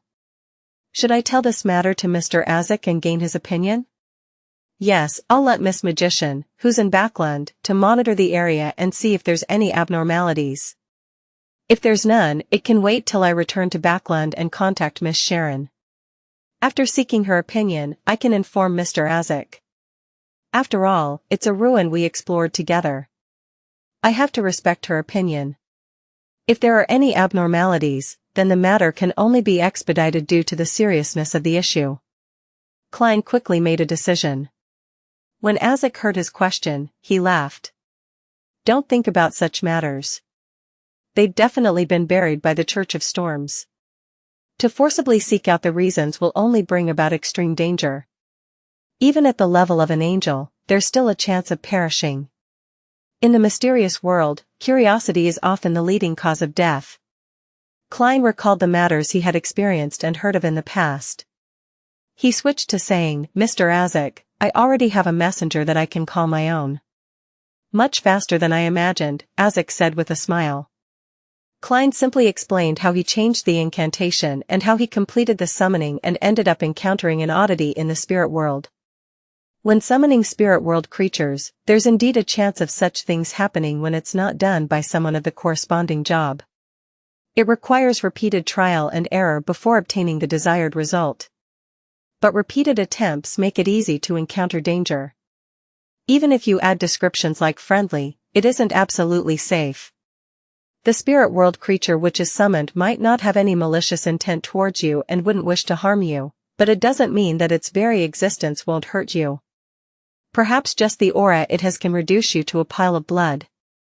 After Azek heard about the creature whose speed surpassed imagination, the being who was easily neglected, and the creature with extremely high survivability, he laughed and warned him. After that, he asked, "How did you succeed in the end?" Klein said in embarrassment, "I changed the final sentence to a unique being that is willing to be my messenger. Point 1. Azek was taken aback for a second as he curiously looked at Klein. This description is too generic. Typically, it wouldn't succeed. Perhaps I was rather lucky. Klein cautiously described his messenger's appearance and even hid the matter of her request for a gold coin.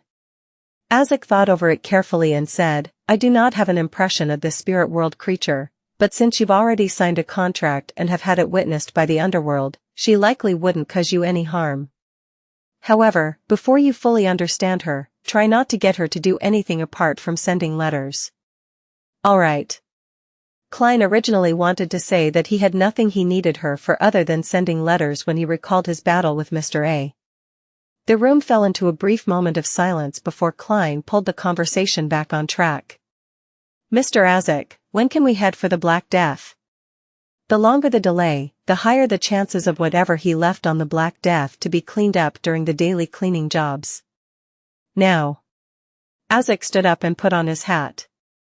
Klein was dressed properly, and just as he was trying to find an excuse to head to the washroom to divine if there would be any danger taking action tonight, Azek grabbed his shoulder and pulled him into the spirit world.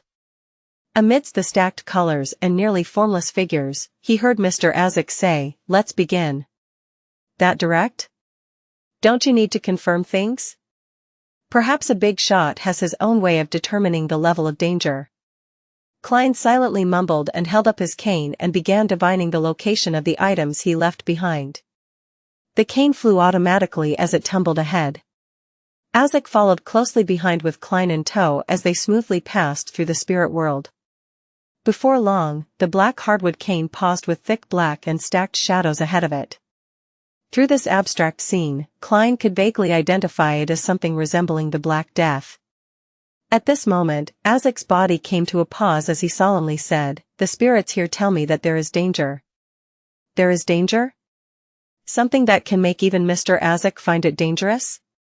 Vice Admiral Ailment got help? A high-ranking member of the Demonist sect? Klein frowned suddenly. He fully believed the judgment of the big shot, since Sequence 7 of the Death Pathway was spirit medium. After advancing to the realm of demigod, being able to notice this was considered very normal. Azek half closed his eyes for 2 seconds before opening them. But the problem isn't serious. Let's enter. Problem isn't serious. That's probably the case when it's directed at you.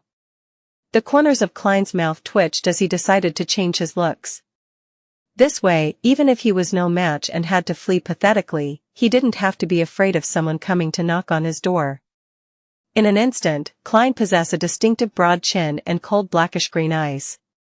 His hair turned brown and was tied into a bun at the back of his head like an ancient warrior. He had disguised himself as the former owner of Creeping Hunger, Vice Admiral Hurricane Kalangos.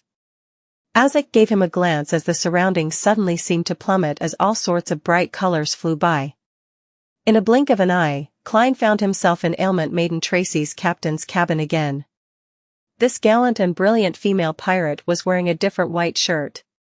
On her left shoulder was a clear bandage while her black hair was coiled up instead of cascading down amorously. Faced with this sudden visitor, she didn't show any panic but smiled. At this moment, a gentle female's voice from a difficult-to-identify location sounded. "It's you? It's you?" Upon hearing this surprised and curious female voice, Klein jumped in fright, imagining that he had been recognized by someone. He immediately composed himself because he had already changed his appearance to that of the deceased Vice Admiral Hurricane Kalangos. And inside Kalangos was the crazy adventurer, Gehrman Sherlock. And inside Gehrman Sparrow was the identity of the great detective, Sherlock Moriarty. And inside Sherlock Moriarty was the identity of Klein Moretti. This wasn't the end. Deep within Klein Moretti was Mr. Fool, Zhou Mingrue.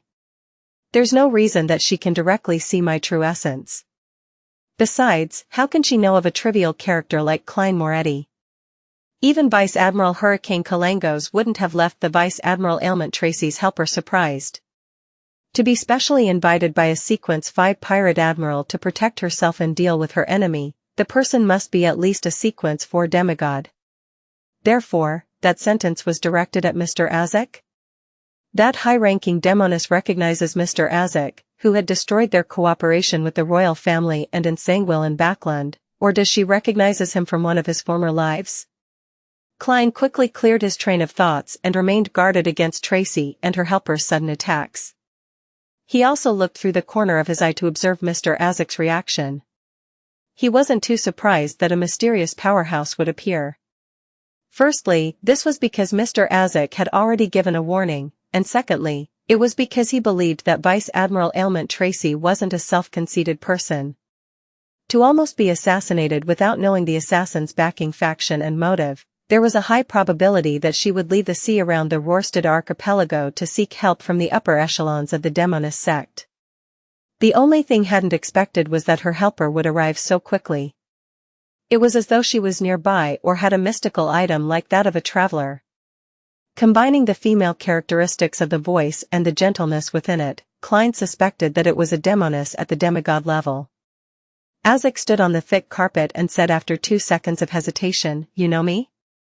This tone sounds uncertain. Could it be that my big shot had once spent a period of time with a demoness? No, I can't think of it that way. Klein began to imagine things before he seriously felt penitent for having those thoughts. He noticed that Vice Admiral Ailment Tracy wore an aghast look. Her certainty and calm had turned into puzzlement. The gentle female voice sounded out from an unknown location again. "I obviously know you. You should also know me." Azek turned his ears to the side to listen before he shook his head and gave a rueful smile. "I'm sorry. I've repeatedly lost my memories and am in the midst of recovering them. If you can remind me and invoke more of my memories, I'll be very grateful to you." Upon hearing their conversation, Tracy's puzzled and confused look settled. She cautiously swept her gaze at Klein but frowned when she saw Vice Admiral Hurricane Kalangos' face. The gentle female voice sighed. "The last time we met was 3 years ago.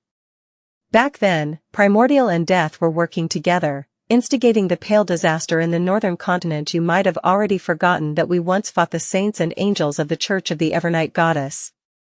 I know this piece of history. It was recorded in Emperor Roselle's diary. Mr. Dorr said that it resulted in the primordial demoness being heavily injured, and she had only managed to descend only in recent times.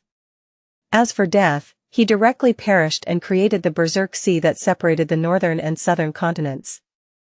The Demoness sect and the forces of Death had previously cooperated, so it's no wonder that a demigod-ranked Demoness knows Mr. Azek. Man, she's also a monster that has lived for at least 1400 years. Klein thought with a creative mind. Following that, he felt puzzled again. He originally imagined that Mr. Azek had suffered heavy injuries from being glanced at Blood Emperor Alistitutor during the War of the Four Emperors, which resulted in him constantly losing his memory and forgetting his past. However, what the demigod-ranked Demoness indicated was that not only did Azek survive the War of the Four Emperors, but he had even participated in the Pale disaster many years later. He didn't seem to have any problems in between. Azek closed his eyes as though he was trying to squeeze out his memories. After a few seconds, he asked hesitantly, "Katerina Pell? You are already a Demoness of unaging? I'm very happy that you can still remember me. I could only be considered a weakling compared to you back then." A figure outlined itself beside Vice Admiral Ailment Tracy.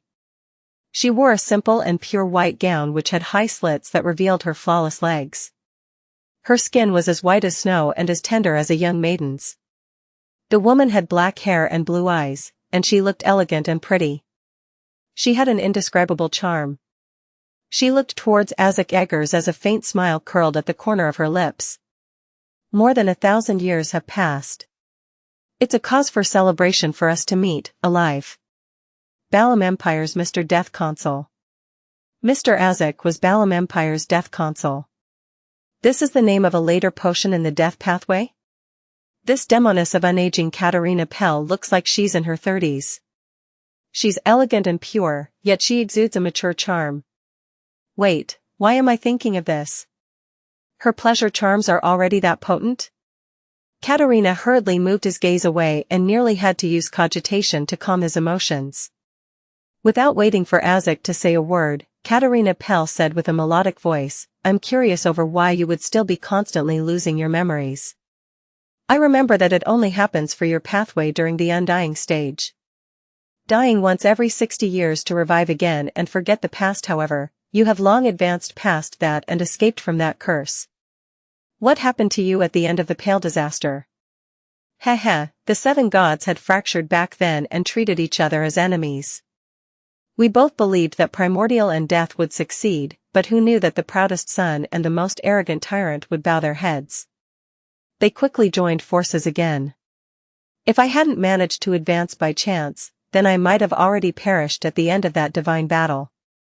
I believe you should have suffered some damage which resulted in your present state. Death's perishing is itself the greatest injury for you. Isaac fell silent as he wore an indistinct painful expression. 1-to-1 can't remember.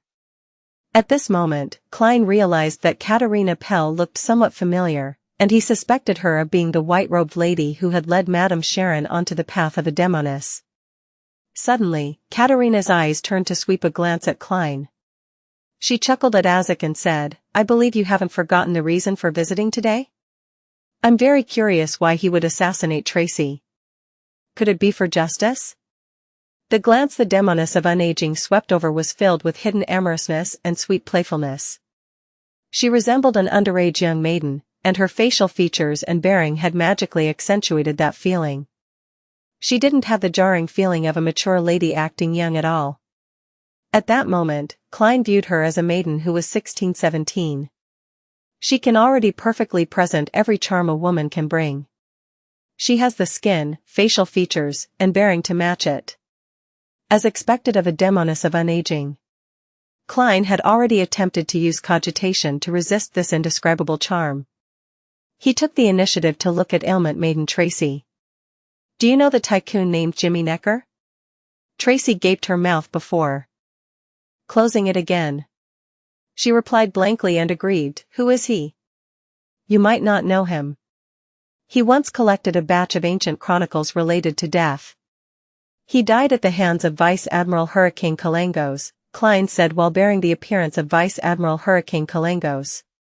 Tracy narrowed her eyes. She wore a dazed look before turning angry. You came for those documents? It really is in your hands. Klein determined based on her tone. He answered indifferently. That's right. Tracy inhaled slightly and said, Where's Helene? Did you do anything to her? I know she's still alive. If something happens to her, my spiritual intuition will tell me. Klein didn't attempt to speak ambiguously as he directly answered her, she has already returned to Intis to lead a brand new life. Tracy's expression sank. A storm raged in her eyes as the aura of a pirate admiral fully revealed itself. However, Isaac casually swept his gaze over and instantly made her calm down. The corners of her lips curled up. That batch of documents from the mausoleum of the Balam Empire's royalty is indeed in my hands. But I wasn't interested in it. I flipped through it casually before handing it to the sect. Even if you had succeeded in assassinating me, you wouldn't have received it. I didn't read it much, so even if you channeled my spirit, I wouldn't be able to reproduce it. Unfortunately, I can't bear to part with my life, otherwise, it definitely would have been interesting to see your disappointment. Klein calmly said, No, I won't be disappointed. I can obtain the soul and characteristic of a demoness of affliction. I can graze you and subdue you. As he spoke, he raised his left palm which had creeping hunger on it. It was in the shape of a black glove. Tracy narrowed her eyes. The look in her eyes became extremely dangerous, like a provoked tiger. If not for the two high sequence beyonders beside her, she might have already attacked. And the moment Klein finished his sentence, he noticed something amiss. I'm not acting as Gehrman Sparrow at the moment, so why am I speaking in accordance with his persona? Klein was alarmed as he suspected whether he had been too into character recently. Remember, you can only be yourself. I cannot be influenced by the character I act as, because of prolonged acting. This will cause me to become lost and result in losing control. He quickly reflected on himself and added his conclusions into the acting principles of a faceless. Noticing his brief silence, Azek looked at Katerina Pell and said in his usual tone, "Can you copy a set of those documents for me?" "That's not a big problem." Katerina gave Tracy a glance. "Any requests?" Tracy stared at Klein and said with a clearly hoarse voice, "Tell me where Helene is." Klein withdrew his thoughts and looked at her before looking at the pure demoness of unaging, Katerina. He had already made his decision, but he couldn't help but feel hesitant. He turned to look at Mr. Azek and discovered his warm smile. He wasn't urging him or forcing him. Klein retracted his gaze and simply said, "I refuse." For an instant, Klein imagined that Tracy would directly attack him, as her face was already flushing red with anger. Her blue eyes had turned dark like the surface of a sea before an impending storm. But eventually, Tracy didn't act rashly. She looked towards Katerina Pell and awaited the decision of the demoness of unaging. She knew very well that, although Sequence 5 and Sequence 4 were just separated by one level, there was a qualitative difference between them. There was no way to bridge the gap with one's battle skills or execution. One was a normal human with special powers, while the other was already a demigod, a legendary creature possessing godhood. Furthermore, the two present were clearly not Sequence 4. Placed before them, Tracy felt like she was a low sequence beyonder. Katerina Pell didn't seem furious. She looked at Klein, who wore the face of Kalangos, and chuckled as her eyes moved across him. What an interesting lad. If not for Mr. Death Consul being here, I might have not revealed the upheavals within my heart and have an unexpected encounter with you which would lead into having a pure and romantic story with you. No, you don't want to. This sounds really terrifying. Klein didn't dare look at her as he continued looking at Tracy. Seeing no response from Azek Eggers, Katerina retracted her gaze and said to Tracy with her melodious voice, "Embrace the afflicted pain, this might be something beneficial for you." She then looked towards Azek. "I remember that batch of documents. It records the various attempts used by the Balam royalty to revive death, but unfortunately, they seem to fail miserably. Towards the end, they seem to consider creating an artificial death. Are you still interested? An artificial death?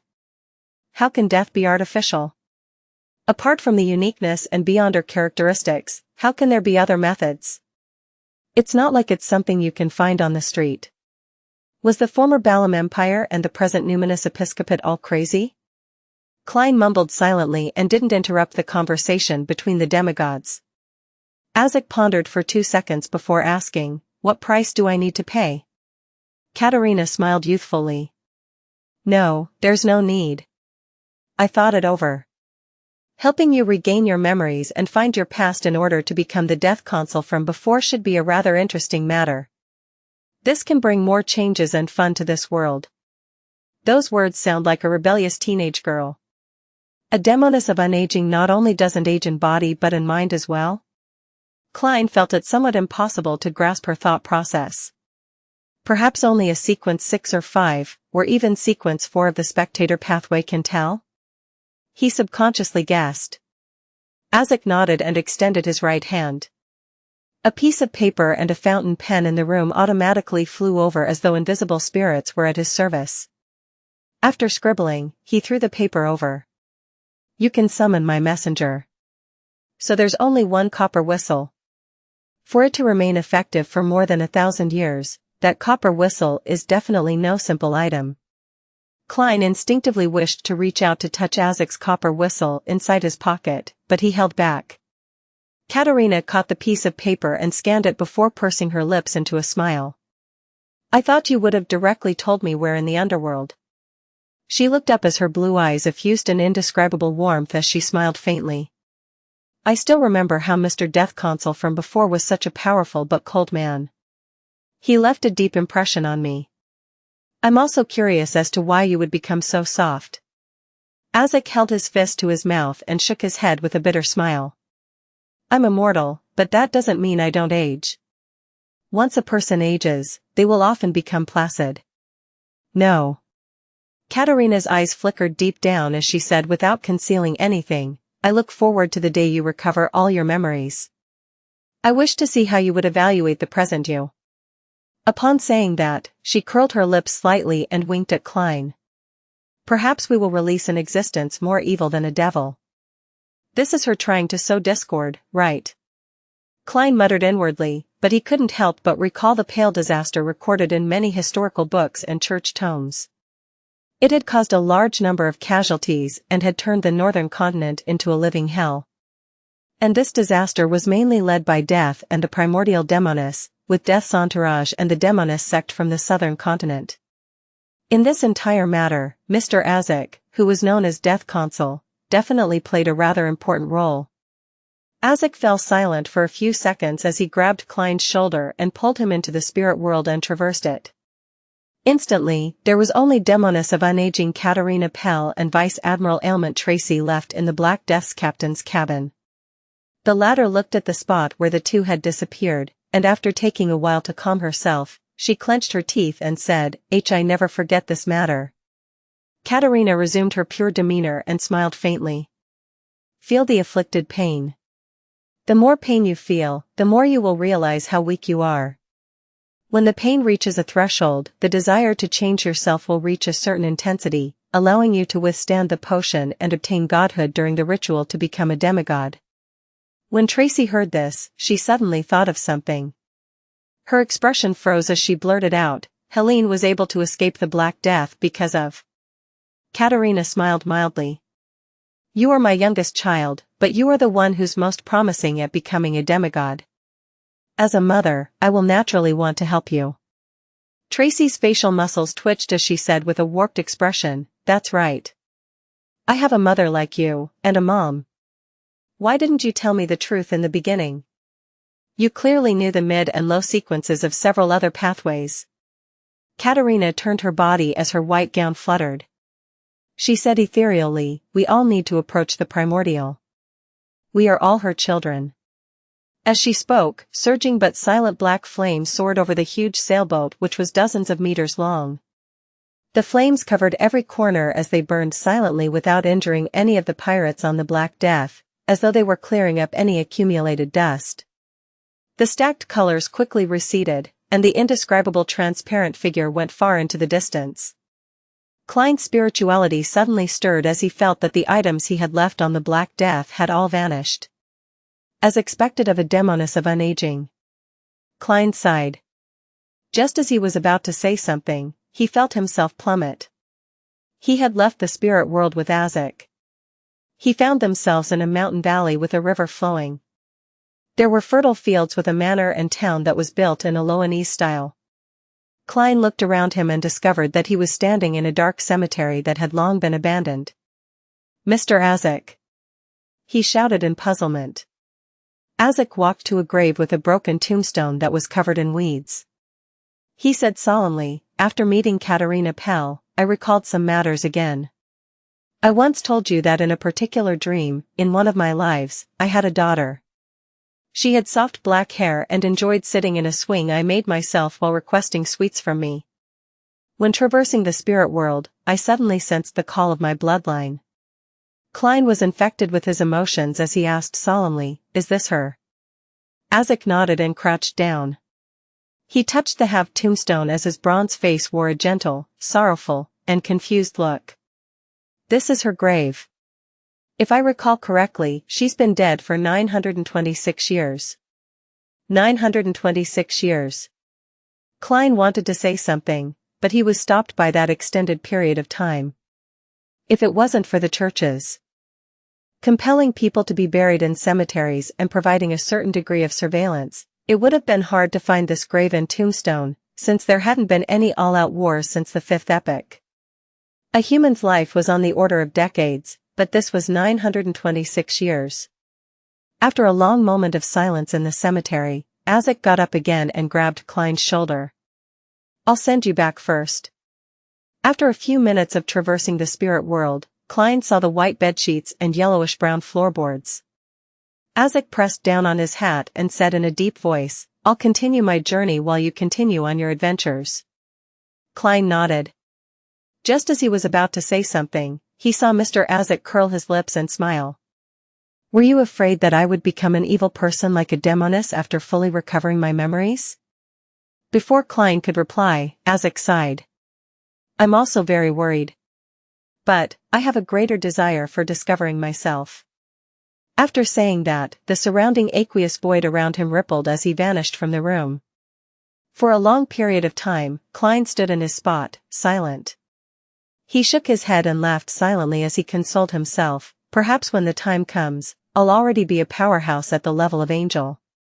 I can establish a treatment facility that treats antisocial personalities and have Miss Justice be the head doctor." Retracting his thoughts, Klein sat down and habitually reflected over his operation. "I originally thought that I could graze a demoness of affliction and obtain Death's Chronicles while making further progress in the human disappearances. Who knew that the development and outcome were completely out of my expectations? I only managed to complete the initial goals. Sigh, I cannot incite Mr. Azek to take action since he hasn't completely recovered. Furthermore, the person we were facing was a demoness of unaging. What's most important is to be strong myself. Relying on myself is better than asking for help from others. On careful consideration, I do rely on myself most of the time. I can attack the human disappearance cases from the angle of the buyer, that crazy Captain Connor's Victor." Klein changed his sitting posture and nodded to himself as he murmured inwardly, "The greatest gain that I received was to establish the preliminary acting principles of a faceless. It's to get into character and be detached, overcome any aversions, and to be careful about being too immersed in the role. This way, by relying only on simple, ordinary, real acting, perhaps it will take a year or two to digest the potion. But for me, I should be able to fully digest it in about 4 to 6 months." After reflecting on the matter, Klein prepared to sleep. He planned on taking down the radio transceiver from above the gray fog once it was daybreak, so as to establish communications with the magic mirror, Arrodes. Of course, he had to first divine the level of danger above the gray fog. Early in the morning, above the gray fog, Klein conjured a pen and paper as he deliberated over the divination statement, "Using the radio transceiver is dangerous." After carefully checking the statement twice, he took out the spirit pendulum under his left sleeve and began divining. During this process, he was on high alert and was somewhat afraid. He was like a child covering his ears while lighting firecrackers. If the outcome would involve the true creator or the primordial demoness, then he would encounter danger simply from divining it. If it were any other person, they would only end up losing control or dying. However, Klein had the gray fog to shield him and prevent him from having such a tragic outcome. Hence, it was obvious that anything that happened above the gray fog was better than courting death in the real world. He was afraid that the using it repeatedly would allow the evil gods to lock onto him and personally pay him a visit. He quickly entered the state of cogitation and silently recited the divination. After chanting 7 times, he knew the answer without opening his eyes, since he was completely fine sitting there in his seat and wasn't suffering from any extreme pain. When Klein looked at the dangling topaz, he discovered that it was indeed spinning counterclockwise. Phew! Klein heaved a sigh of relief and immediately returned to the real world and began preparing a ritual to bring the radio transceiver from above the gray fog to the real world. After about half an hour, he finally heard the radio transceiver produce its clickety-clack. An illusory piece of white paper was spat out with lines of Loanese words written on it. "I'm here. Great Master, is that you? Why does it feel like it's craning its neck?" Klein suddenly recalled the emoticons from his previous life. It was an adorable alpaca that craned its neck out. He took 2 steps forward and tersely answered in a reserved manner. Amidst clicking sounds, more illusory paper was spat out. Your loyal and humble servant, Arrodes, at your service. Klein hid his discomfort in the depths of his heart and asked, Arrodes, tell me. Where is Roy King from the life school of thought? Due to the chubby apothecary's description, he knew that the organization developed itself based on a master and apprentice system. He inferred that they grasped the 2 beyonder pathways of monster and apothecary. This matched the characteristics of the life school of thought. Meanwhile, Klein prepared Roy King's picture, with the intention of relying on himself rather than on others. The tapping sounds intensified as Arrodes produced a portrait with the radio transceiver. It was none other than Roy King with his hair neatly combed back while wearing a framed pair of glasses. Is this him? A line of Loanese appeared behind the portrait. Klein nodded. Yes. Arrodes made the radio transceiver's tapping sound turn abnormally brisk. Great Master, the person you wish to find is imprisoned in the Governor-General's office of the City of Generosity, by him. Locked in the Governor-General's office? Klein frowned slightly and wasn't in a rush to continue asking. He said with confidence and frankness, all right, according to your rules, it's your turn to ask. Tap. Tap. Tap. Arrodes used the radio transceiver to produce a smiley face and a line of text. I've already asked, and you have already answered. When did that happen? Klein was taken aback before looking at the content before the illusory piece of paper. He saw the previous question, is it him? This works? That actually counts? In that instant, Klein finally understood how much freedom Arrodes had to its rules. Against any ordinary person, it could be as strict and vile as it wanted. It even needed spectators, but when it came to Klein, those rules were ignored, and he blatantly made it easy. How did this guy adopt such a personality? Klein considered for 2 seconds before asking another question. Arrodes, do you know the book Grizel's Travels? Arrodes fell silent for 2 seconds before making the radio transceiver type. It spat out more illusory paper. Great Master, your question is too nice for me. All I needed to do was answer yes to be done with the question. I've modified the question a little, changing it to tell me what you know about Grizel's Travels. This is a very magical book. Many of its owners have vanished. I'm unable to tell who its creator is, but I'm certain that it first appeared among the dragons, after the disappearance of the City of Miracles, Liveseed. It appeared after the City of Miracles, Liveseed, which was conjured by the Dragon of Imagination, Inkwelt. I might be able to recommend this to Miss Justice. She might be interested. If she really wishes to buy it, as a middleman, I can study it ahead of time above the grey fog. If something bad happens from the study, resulting in the complete destruction of the book, I can tell her that the seller went back on their word and a refund was made. Thinking of this, being a platform is really promising. Klein's thoughts raced as he said to the radio transceiver, it's your turn. I do want to know what kind of odd question you can ask. Klein thought silently. Arrodes didn't pause as he produced a line in Loanese, Great Master, I've already asked and you have already answered. When did that happen? Klein looked in confusion and amusement at the first few pages of illusory paper before finally seeing the so-called question at the beginning, Great Master, is that you? I have to say that this magic mirror named Arrodes really shows no shame when it tries to suck up to me. However, such a paired question format really satisfies an OCD. It's like the end operator back when I studied programming languages myself. Klein cleared his throat and continued asking, why was Roy King imprisoned in the Governor-General's office? The radio transceiver produced its clickety-clack and spat out illusory paper. Ever since the disappearance of the Snake of Mercury from the Life School of Thought, the organization fractured and encountered plenty of danger. Some even died at the hands of the Rose School of Thought. The Life School of Thought developed in a secretive manner with the master and apprentice format, but they have an elder council among the upper echelons. They harmonized the conflicts between the different internal factions. Since the 5th epoch, the Elder Council changed to a more trendy name known as the Fate Council. There are 7 counselors, and the Snake of Mercury is the president. Roy King's teacher is one of the Fate counselors and had got into trouble after the Snake of Mercury's disappearance. And before this, he had handed an important sealed artifact of the life school of thought to Roy King. This is the reason why Roy King was secretly captured by the lone military. The disappearance of the Snake of Mercury? Klein instantly made the connection to Will Septon, who was hiding in Backland, as well as the other Snake of Mercury that had been pursuing him without ever showing its face. Klein suspected the other Snake of Mercury to be Angel of Fate, Ouroboros.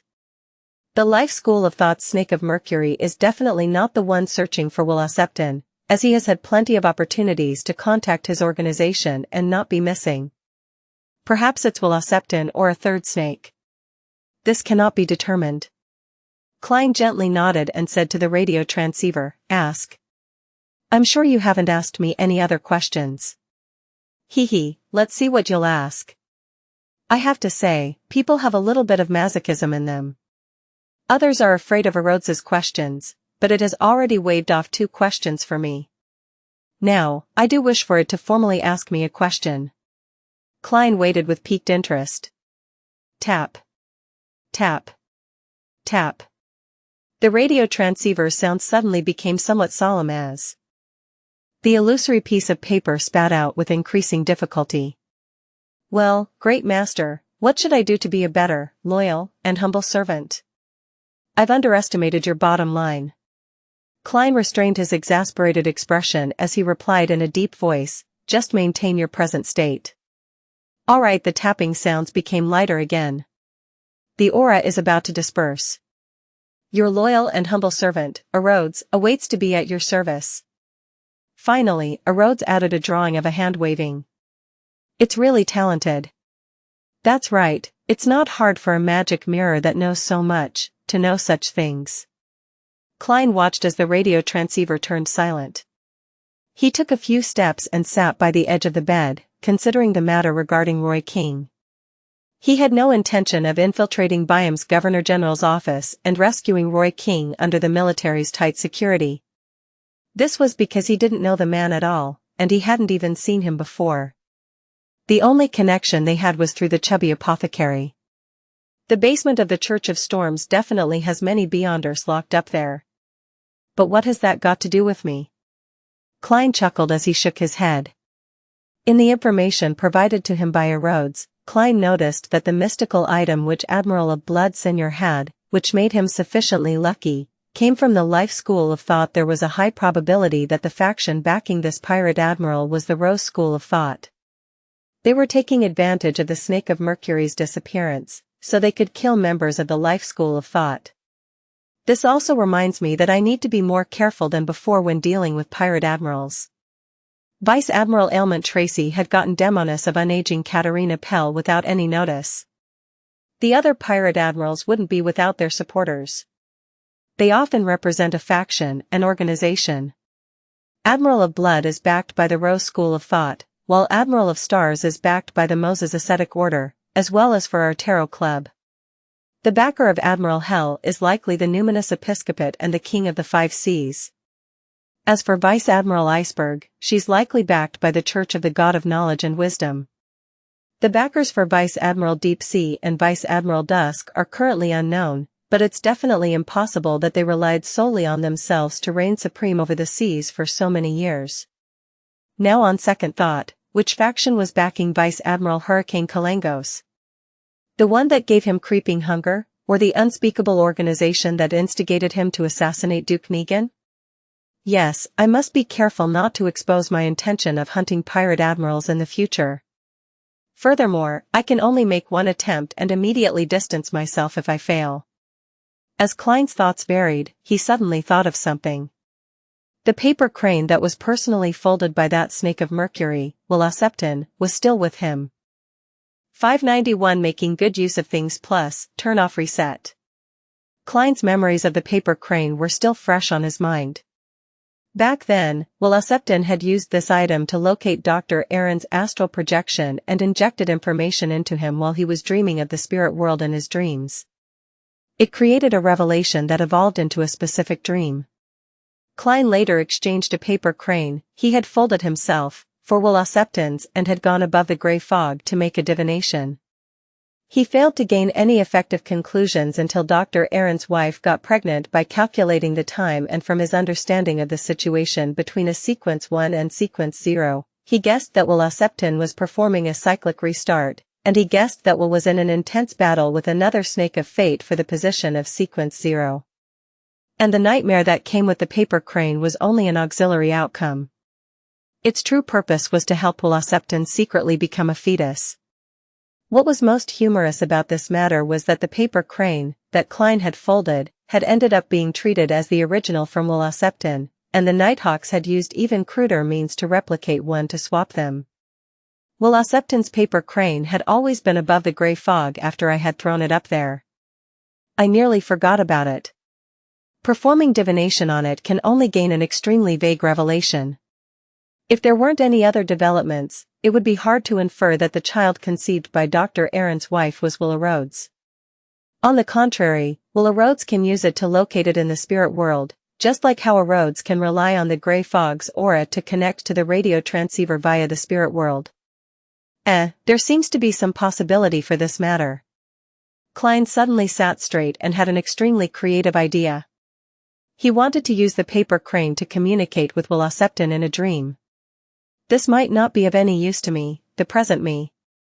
There might even be certain hidden dangers, but if Will Acceptance is really the snake of fate from the life school of thought, my act of providing him with intelligence will definitely win me a favorable impression.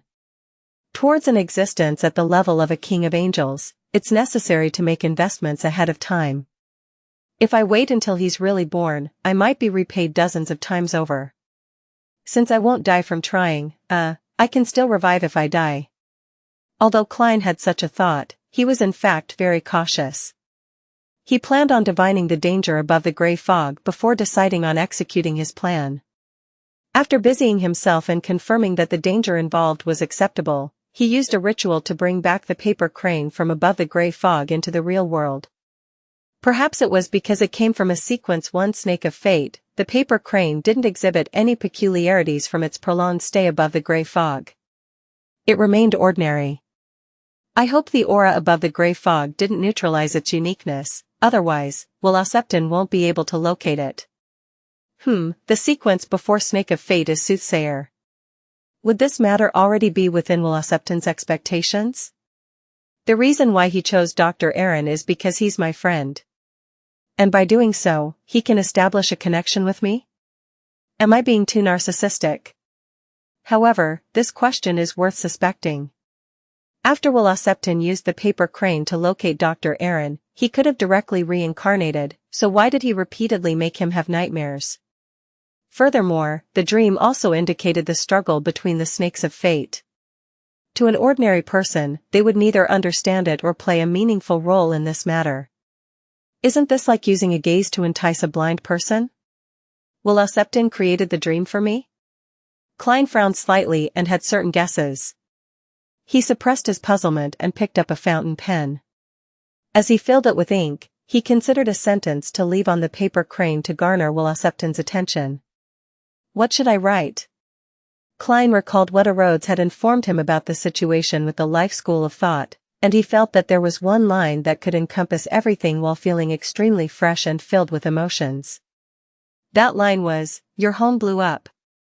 This sentence is overly crude and direct while lacking manners. Besides, Will Acceptance might not be the president of the life school of thought. Klein deliberated and slightly spread open the paper crane. On the different surfaces, he wrote different words that formed a very short sentence: Roy King has been captured. After doing all of this, Klein put down the fountain pen and placed the paper crane into his wallet, just like Dr. Aaron had done before. In the periphery of the Roarsted Sea, on a gigantic fog-covered island far from the main sea routes. Amidst a shrill cry, a blue bird of prey that resembled a shadow had plummeted from the sky and crashed heavily into the ground. It sent soil scattering as its blood splattered. Alger Wilson remained cautious. He stood far away and raised his left hand, which had an iron-black ring on his thumb. He pointed it at the terrifying beyonder creature known as a blue shadow falcon. On the tip of the ring was a spike-like protrusion. It was tainted with old blood, looking ancient and sinister. This was the mystical item he had bought from an artisan, using Steelmavadi's bounty. He publicly claimed that it cost him £5,200 despite it actually only costing £3,100. The ring's name was Whip of Mind. It could deliver irresistible intense mental damage to an enemy. Apart from that, it could strengthen Alger's mastery of various weapons, therefore, it wasn't actually very expensive. Back then, the artisan and his friend had two mystical items. One was the Whip of Mind and the other was the Ring of Witchcraft. The latter had more abilities and high adaptability while costing almost the same as the former. It was a better choice, but after serious consideration, Alger still chose the Whip of Mind. He believed that without such an item, his hunting of the blue shadow falcon would be several times more difficult. This was because it was a beyonder creature that could fly. And reality had proven that his judgment was right. For this, Alger was willing to experience a constant headache, a nagging feeling that made him want to slam his head into a wall. After waiting for several minutes, he saw points of light float up from the blue shadow falcon. 6 crystalline feathers condensed around its wing as Alger heaved a sigh of relief and walked over. He had a flaxen cloth tied around his forehead, and embedded inside it was a blood-red gem that emitted a light that resembled the moonlight. This was meant to be the vampire baron inheritance for Emlyn White, but Alger wasn't in a hurry to complete the transaction after obtaining it. Instead, he used the characteristic, which he could use to a certain extent, to add insurance to his hunt for the blue shadow falcon. At times, being a middleman is rather nice. Alger put away the 6 crystalline feathers as he sighed silently. He straightened his body and looked towards the towering mountain peak and dense forest around it on the primitive island. He felt that many indescribable dangers lurked there. My strength is insufficient to explore the area. Alger retracted his gaze and walked towards the island's periphery, constantly wary for any predators around him. Soon, he jumped into the sea, and with his powers as a seafarer, he easily swam into the distance. His ghost ship was anchored there, and his sailors were still sleeping thanks to the sanguine's anesthetic gas. To come to this primitive island, the ship had to steer away from the main sea routes. In a situation where sea monsters lurked while the storms lingered, navigating would take at least 6 hours, with the danger of sinking at any moment. Only a seafarer who was familiar with the route could bring the ship close. Deep into the night, Klein, who had rested an entire day, put down his newspapers and burrowed into bed. Just as he was about to fall asleep, he suddenly thought of a problem. Now that Danitz has returned to the Golden Dream, would it be a waste for me to stay in a large suite alone? Klein nodded indiscernibly and decided to check out at daybreak and switch to another inn. After making up his mind, he quickly fell asleep. Suddenly, his mind became clear from its prior haziness. He knew that some force had intruded into his dream. I'm very impressive to be able to sense the dream intrusion of a snake of fate. No, the grey fog is very impressive. Klein surveyed his surroundings and discovered that he was located in a pitch-black desolate plain. Not far away was a black steeple. This was a scene he had formerly seen in Dr. Aaron's dream, but at this moment, there wasn't a mysterious silver giant snake on the steeple. Klein nodded in thought as he sped up his pace and entered the pitch-black steeple. It remained ancient and decadent. The layout was chaotic, with the staircase occasionally spiraling upwards and dropping downwards diagonally at times. Some of the rooms were normal, others were upside down, and there were others that were embedded into other parts. Passing through, door after door and wall after wall, Klein once again arrived deep inside the black tower. There were tarot cards scattered around here as they clustered towards the ground in the middle, which was slightly protruded. There was a line of silver words and a portrait. The portrait was that of the chubby apothecary, and the silver words formed the sentence, "Inform Dark Will." So the chubby apothecary's name is Dark Will. Will Septon really is the snake of fate from the life school of thought. And I really can use the paper crane to communicate with him in a dream. Klein waited for a moment, and seeing that there weren't any other revelations, he exited the dream and fell asleep again. After daybreak, Klein asked if there weren't any additional charges for checking out at noon. He then put on his top hat and rode a carriage to the Red Theater's entrance. This famous brothel was in its quietest period of the day. It was like it was a ghost house. Klein glanced at it before walking diagonally across to the alley and arriving outside Darkwill's folk herb store. He suddenly sensed something as he looked up at the roof, and he saw a fat owl perched there, looking at him. The chubby apothecary was apparently attempting to tame a beyonder animal before. Klein retracted his gaze in thought as he knocked on the door. Thump. Thump. Thump. Thump. Thump. Thump. After waiting for a while, he saw Darkwill open the door with his eyes hardly open. "You aren't sick," Darkwill said after observing him. Klein maintained Gehrman Sparrow's cold expression and politely widened the corners of his mouth. "Good morning, Mr. Apothecary. I've found your teacher." "For real?" Darkwill asked in disbelief. "You just received the mission the day before yesterday. 592 3 advancements in a week plus, turn-off reset. What has me receiving the mission the day before yesterday have to do with when I find him? If I didn't need to spend a day waiting for the snake of fate, Will Septon, to locate me, I could have done so 24 hours earlier. That's what professionalism is." Klein answered calmly, "You can choose not to hear what I have to say." Darkwill choked back the words he had prepared as his facial muscles twitched. "Go ahead and say it."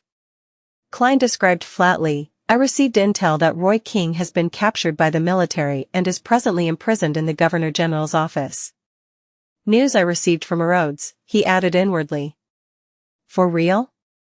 Darkwill couldn't hold back again as he widened his eyes and blurted out a retort. Klein nodded indiscernibly and said, "My information source is sufficiently reliable.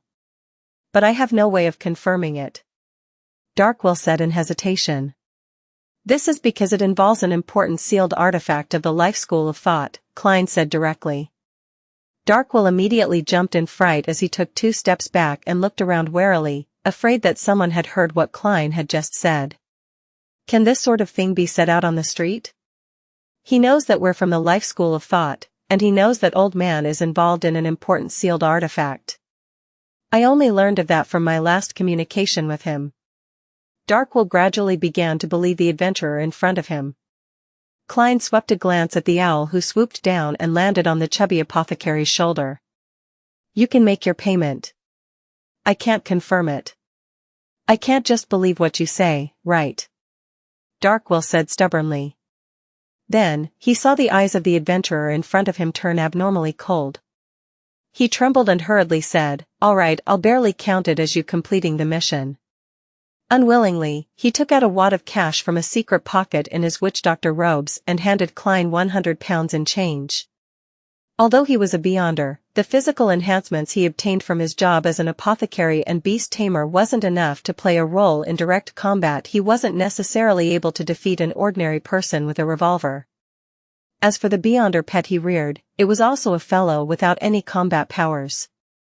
Faced with an experienced and resourceful adventurer who was also likely a beyonder, both he and the owl together wasn't necessarily his match. All he could do was act as he said. It wasn't easy saving up that amount of money, he lamented inwardly. It was indeed profitable being an apothecary, even more so when out in the colonies. There were pirates, sailors, and adventurers. There were all sorts of people, and the official organizations were more relaxed on enforcing the rules. He could sell certain banned medicine without anyone coming to knock at his door.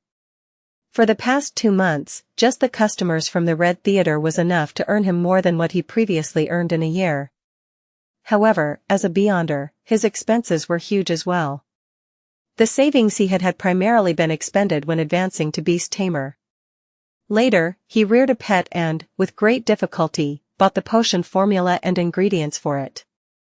He also purchased defensive charms for himself, leaving him only a few £100 in savings. Klein received the cash and, while counting it, verified their authenticity before putting it in his pocket and leaving.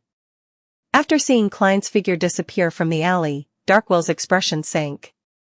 "It's too dangerous here. Too dangerous. I have to leave as quickly as possible." As he mumbled, he returned inside his herb store. Once inside, he dragged a brown suitcase and quickly stuffed all sorts of clothes and cash which had been folded neatly into it. Finally, he poured out the notes and coins of different denominations from the cash register, stuffed them into his pocket, and took the fake identification documents he had spent a fortune on. With the brown suitcase, he walked out of his folk herb store. Looking back at the various medicinal ingredients he hadn't finished selling yet, Darkwill's chubby face clearly twitched. He took a breath and locked the door while resisting his aching heart. He went straight for the harbor by getting a rental carriage, heading for Byam's liner ticketing company. It's too dangerous, way too dangerous. Old man has been caught. He's been caught. He sat in the carriage and repeated himself silently as he trembled. In this state, he finally arrived at the ticketing company, and after paying for the carriage, he rushed into the lobby and queued up for the liner to East Balam. Phew. Phew. Darkwill kept taking a few deep breaths as he closely followed the customer ahead of him and shifted forward. Get me the first ship out of here, he emphasized to himself. As he sporadically inched forward, Darkwill finally calmed down. His expression occasionally turned twisted before quickly calming down. This repeated numerous times. When there was only one customer left in front of him, Darkwill paused on the spot. Dumbass. You dumbass. He cursed himself and immediately turned around, carried his suitcase, and walked out the ticketing lobby with his identification documents. Klein didn't care how Darkwill was saving his teacher, Roy King. He believed that it wasn't something that needed his concern. They have the life school of thought backing them. Even if they recently fractured, they're an ancient organization that was born in the early 5th epoch, making it have hundreds of years of history. It has a considerable heritage. Chubby Apothecary will naturally be able to find someone to help. If even the life school of thought can't do it, it will be useless even if I get the entire tarot club to help. So there's no need for me to worry for him. The military in Byam has a demigod. Of course, he might not be in the Governor General's office and might be in the military base. Inside the carriage, Klein took out his wallet and looked at the paper crane in it, wondering if he should immediately throw it above the gray fog. I'll wait longer. Perhaps that snake of fate, Wuxia, might want to give me some perks. I should prepare a pencil next time. I neglected a problem. A paper crane is only this big. Using a fountain pen will quickly leave it without space to write. That will make me unable to contact Wuxia and end up just waiting passively. And I can't keep the paper crane on me all day. In a few days, I'll send it back to the junk pile above the gray fog. After all, I cannot always have Wuxia tracking me. I have to be careful. Klein quickly made a decision and returned to the Wind of Azure Inn, packed his suitcase, and checked out of the luxurious suite. To his delight, on Danet's second time here, he had made a prepayment, making him responsible for the 5 solely in fees. Soon, Klein switched to a different district and came to Odom Street, which was close to a Mirror's Leaf bar. He stayed in an inn called Tiana. He got a clean and simple room which cost him 2 solely 2 pence every day. There was also a complimentary cup of fruit juice squeezed from the gigantic fruit named Tiana. As he drank the slightly sweet milky fruit juice, Klein no longer cared about his image. He slumped into a reclining chair and decided to daze off and take a nap for the next 2 hours before going above the gray fog to browse through the prayers of his believers to experience the different facades people have. Backland, the White Family. Emlyn looked at the blood-red gem that appeared in front of him at the altar, and he seemed to be able to hear it resonating with his blood. After thanking Mr. Fool, he picked up the gem and felt the uniqueness flowing within it, so as to confirm that it was the inheritance from a sanguine baron. As long as I prepare the corresponding inheritance ritual and supplementary ingredients, I'll become a baron. And this isn't difficult at this stage, Emlyn thought with anticipation and glee. According to the human system, I would be a sequence 6 beyonder. The corresponding name is Potions Professor. In the blink of an eye, it was Monday again. Above the fog sea, a fleet was tearing through the thin fog and blue sea. Their flagship was a gigantic sailboat which hung a unique flag on it. It depicted an eyelash lassie with 10 stars surrounding it. Admiral of Stars Xianxia stood by the window of the captain's cabin as she quietly looked at the sunlight that shone through the thin fog until the wall clock produced its cuckoo. She glanced at the time and quickly converted the time to lone time. She then pulled the curtains and sat behind her desk. Placed on the red wooden table were a brass sextant and a light blue celestial globe. The latter's surface had a large swath of blankness, regions that hadn't been explored or were impossible to explore. Xianxia reached out her fingers and played with the celestial globe before closing her eyes as she awaited the fool's summoning. Before long, a crimson light flooded her eyes, drowning the prepared her completely. By the time she got used to the changes, she found herself in the holy palace propped up with stone columns. She was before a long, mottled bronze table. While Miss Justice was greeting everyone energetically, Xianxia also expressed her respects to Mr. Fool, who was still covered in the grayish-white fog. She did a simple sweep, and her black eyes with a slight tinge of purple suddenly constricted. She realized that the hanged man, the moon, and the sun who were sitting opposite her had slight changes in their outward spirituality. It was different from before. This indicated that they had advanced. This meant that they had advanced in the past few days. In just a week, 3 Tarot Club members have advanced. It's likely that the Hanged Man and the Moon have already reached sequence 6. Is this a coincidence? They happened to consume the potion this week? In terms of probability, there's a possibility. The Moon and the Sun were purchasing ingredients last week, but this also serves to show that the Tarot Club members advance very quickly, otherwise, there wouldn't be such a coincidence. Of course, it's not strange to advance quickly below sequence 5 once a Beyonder masters the acting method and isn't lacking in resources. From sequence 6 to sequence 5, there's a need for a ritual, and the digestion becomes increasingly difficult. It's difficult for such matters to happen again. Xianxia retracted her gaze. Following that, Audrey apologized to Mr. Fool, saying that she hadn't been in contact with the psychology alchemists recently and wasn't able to provide any Roselle diary pages. Furs was in a similar situation. Her teacher was slow in replying to her, and the cold weather outside left her resistant against the idea of heading out. Having just advanced and having many things to settle, Derek wasn't able to produce new ancient myths. Klein could only calmly nod. Upon seeing this, Derek heaved a sigh of relief and turned his head to the other end of the long bronze table. Mr. World, I've obtained the method for separating a Beyonder characteristic from the mental corruption left by a rampager. Don't say it so directly. At the other end of the bronze table, Klein's expression nearly froze. Little son, although you have promised several times in the past, making Miss Justice and Mr. Hanged Man know of this matter, can't you see that Ma'am Hermit just joined? Klein resisted the urge to facepalm. The method for separating a rampager's mental corruption from a Beyonder characteristic. The hermit Xianxia shot a glance at the world and guessed that he might have obtained 1 to 2 Beyonder characteristics that a rampager left behind. In addition, one of them likely involved the advancement characteristic for the world or someone close to him. This was a very easy inference, since if one didn't use a Beyonder characteristic as the main ingredient of a potion, the mental corruption of a rampager in it didn't matter if it was made into a mystical item. At worst, the negative side effects would be extremely strong, making it equivalent to a sealed artifact, but that didn't mean that there was no way of using it. After adjusting his emotions, Klein controlled the world to answer hoarsely, "Write it on a piece of paper and pass it to me." With that said, Klein originally wished to encourage Little Son for being a trustworthy person, but upon considering how the world's image was that of a gloomy and reserved person who didn't say anything else unless he had ulterior motives, he instantly fell into a slight dilemma. No, there's an ulterior motive. By letting Little Son maintain his principles, it will make things a lot easier in the future. To put it simply, it will be easier to fleece him. Of course, I'll have to suffer the damage from his honesty and uprightness as a result.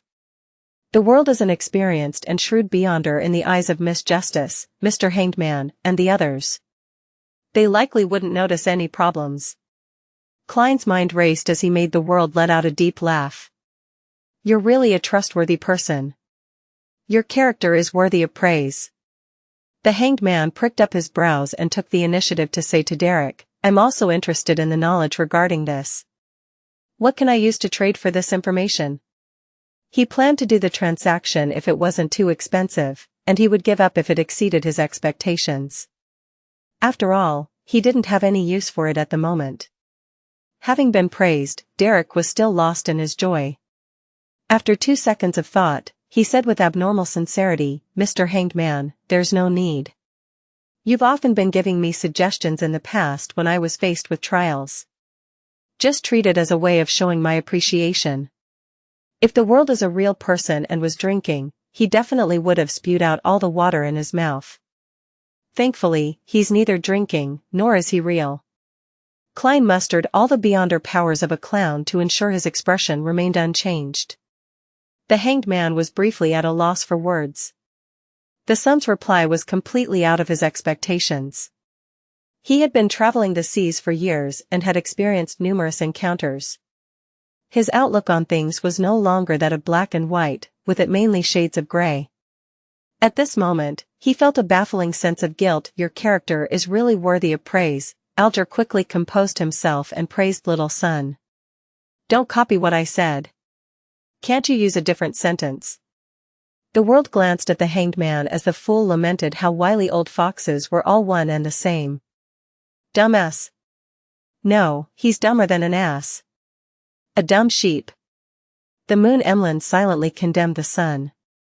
From this morning, he had been filled with anticipation for this tarot gathering, as he had already advanced to Baron and had wished to find a chance to covertly flaunt himself.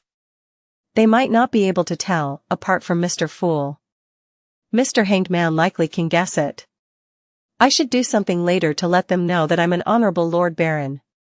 Emlyn pondered as he listened. Towards little son's words, Justice Audrey didn't feel any guilt or anger, as she knew very well that Mr. Hanged Man had been the one who had been guiding him every time. The others were only occasionally giving suggestions. This is the natural result of being a good person. I hope Mr. Hanged Man will become kinder in the future. She watched this scene in delight and didn't have the urge to spend money to obtain the method for separating the mental corruption from a beyonder characteristic. Derek quickly turned around and obtained Mr. Fool's approval and conjured 2 yellowish-brown goatskin parchments. Klein controlled the world and took a piece. He scanned it impatiently. There are 2 methods. The first is to use an item that can steal the beyonder powers of others. Extract the mental corruption left behind by a rampager and concoct the beyonder characteristic into a potion before the theft loses effect. This way, the mental corruption will have nowhere to go and will directly dissipate. The second is to hold a ritual and pray to one of the 2 mystical items in our City of Silver. Use its feedback to shatter the beyonder characteristic and let the mental corruption expire. After that, the beyonder characteristic will automatically gather together slowly. I only managed to obtain the corresponding rituals procedure and was unable to obtain the precise description of the item. Only the elders of the 6-member council have the right to know it and preside over such a ritual. The ritual's procedure is... Thoughts went through Klein's mind as he nearly forgot to control the dummy, the world. The first method is indeed something I never considered before. The sealed artifact, Blood Vessel Thief, behind the Chinese gate in Tingen City is able to steal a target's beyonder powers. By viewing a mental corruption as one of them, there's nothing wrong with this logic. But here comes the problem. The mental corruption inside the all-black eye isn't that of an ordinary beyonder but from the evil god, true creator. Regardless of if it's the beyonder who's stealing the power or a mystical item of a similar trait, it will not be able to withstand such mental corruption. The former has a 100% chance of losing control, while the latter will directly be corrupted. In theory, I can sacrifice a similar mystical item and use it to replace the all-black eye's corruption. However, the timing has to be done perfectly without any errors, otherwise, the 2 items might end up corrupted. Klein quickly analyzed the viability of the first option. As for the second option, it was similar to his and Edwina's previous guess. Only the details were somewhat different. The 2 powerful mystical items in the City of Silver are, at best, grade 0. Basically, it can't be a true god sequence 0 remains, otherwise, they wouldn't be in such a pathetic state in the forsaken land of the gods.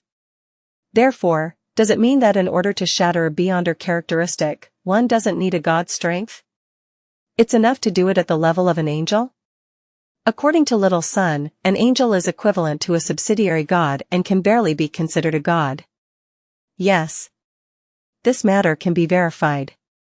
See, God Calvetua only obtained a portion of Calamity Kohinum's characteristic. The remaining part is in the Book of Calamity. There might even be a third part. I wonder where it's hidden, since it helps this high elf, at the level of an angel, be able to resist death. In short, it can be seen that Kohinum's beyonder characteristic was split into at least 2 parts. This is essentially the same as shattering a beyonder characteristic. With all the evidence validating each other, I can make a preliminary conclusion that as long as the ritual is right, the feedback of a powerhouse at the angel level will be able to shatter a beyonder characteristic. Then, here comes the problem. Where do I find an angel? Mr. Azek might be one at his peak, but he clearly hasn't recovered yet. As for saints, Snake of Fate, Septon, is only a fetus that hasn't even been born at the moment. Klein didn't spend too much time thinking, deciding to consider how to resolve the problem after the tarot gathering ended. With that, Alger quickly scanned the area and gained an understanding to a certain degree. Towards this, he had a theory. Getting the world to seek the method to separate the mental corruption from a beyonder characteristic is likely a test Mr. Fool had given to his blessed. But does this imply that Mr. Fool's strength has only recovered to the level of a saint and not an angel? Otherwise, there's no need to go through such trouble. He could have directly removed it. How long has it been? It's just been 7 months and Mr. Fool has already recovered to this extent. Right, he can already respond in place of Sea God Calvetua.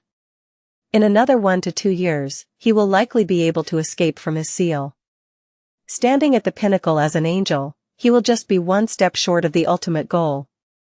Ignoring the hanged man's reaction, Catlia looked at the hanged man and thought for a few seconds before chuckling. I'm not sure if those methods include one of the methods I know of. I can provide it for free. An unshadowed of the sun pathway can directly cleanse away the mental corruption in a beyonder characteristic. Ma'am Hermit is a lot more proactive than the last time. Has she adjusted her state of mind, or does she have a motive? Or could it be that she's discovered that everyone else is a weakling, so there's no need to be too careful? Klein was first surprised with Catlia's attitude before being delighted that he had obtained a third method. It was from the sun pathway which the City of Silver lacked. But I can't find the help of an unshadowed, although I do have an incomplete unshadowed potion formula. He controlled the world to deliberate for a moment before having him turn to Catlia to laugh deeply. Thank you for your generosity, Ma'am Hermit. Following that, he switched to the demeanor of a salesman and asked Derek, do you know of a book named Grozel's Travels? Derek thought seriously before honestly shaking his head. No. No. Klein nearly failed to continue what he had to say, but thankfully, he steadied himself and let the world explain himself. It's a magical book that originates from dragons. Many of its owners have vanished. Originates from dragons? Audrey keenly noticed this important point as she asked with interest. Yes, a beyonder plans on selling it for £8,000, the world said hoarsely. He didn't raise the price above Edwina's offer because he had yet to bargain with her. This was where he could profit on the trade. Besides, even if Edwina insisted on £8,000, he could still obtain Grozel's Travels and study it. It was worth the time he spent closing the deal. Audrey pursed her lips slightly as she darted her eyes around a little and cautiously asked, what's so magical about it? It requires further study. The world chose to be honest. I'll consider it. Audrey wasn't in a hurry to agree to it because £8,000 was also a considerable sum of money to her as well. Especially with her having just been reimbursed for lie, it was very difficult for her father, Earl Hall, to accept a book of unknown purpose. And if she were to rely on herself, it would take her at least 3 to 4 months. This was built on the premise that she had already purchased the psychiatrist's beyonder characteristic for Susie. Hence, she turned to ask the world about the psychiatrist beyonder characteristic.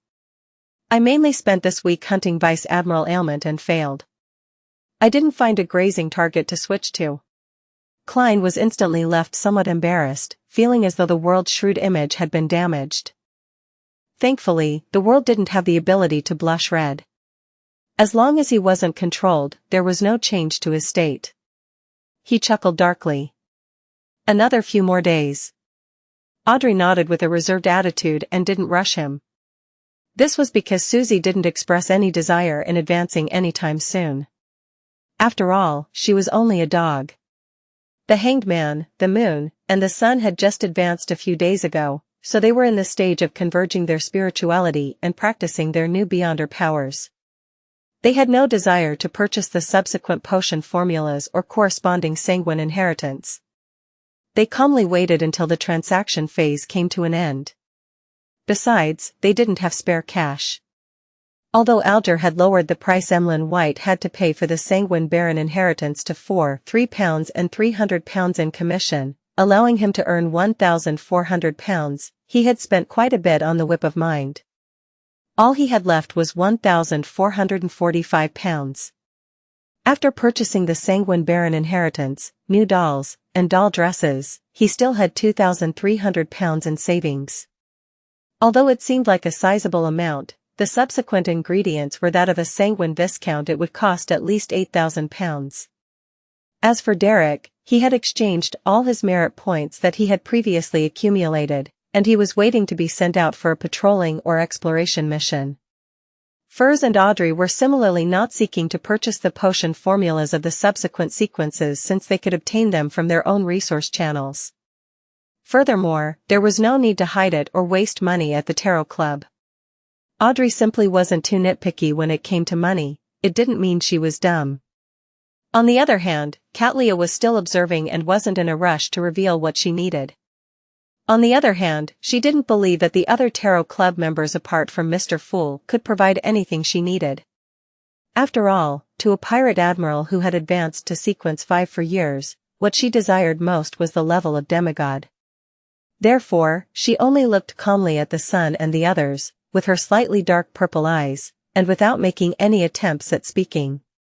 Klein thought for a moment and controlled the world to add, "Is anyone able to obtain a mystical item with very potent defensive strength?"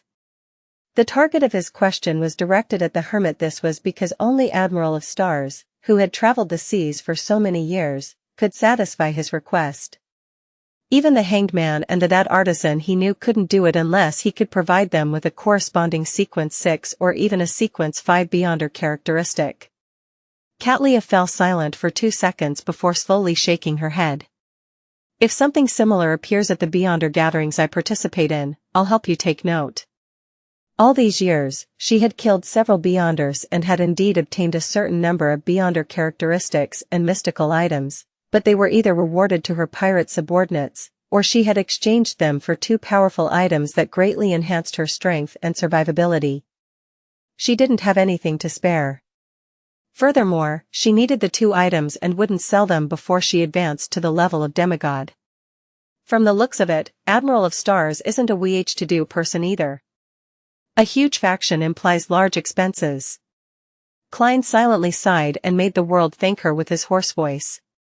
With the transactions quickly coming to an end, he controlled the world to look at Furs.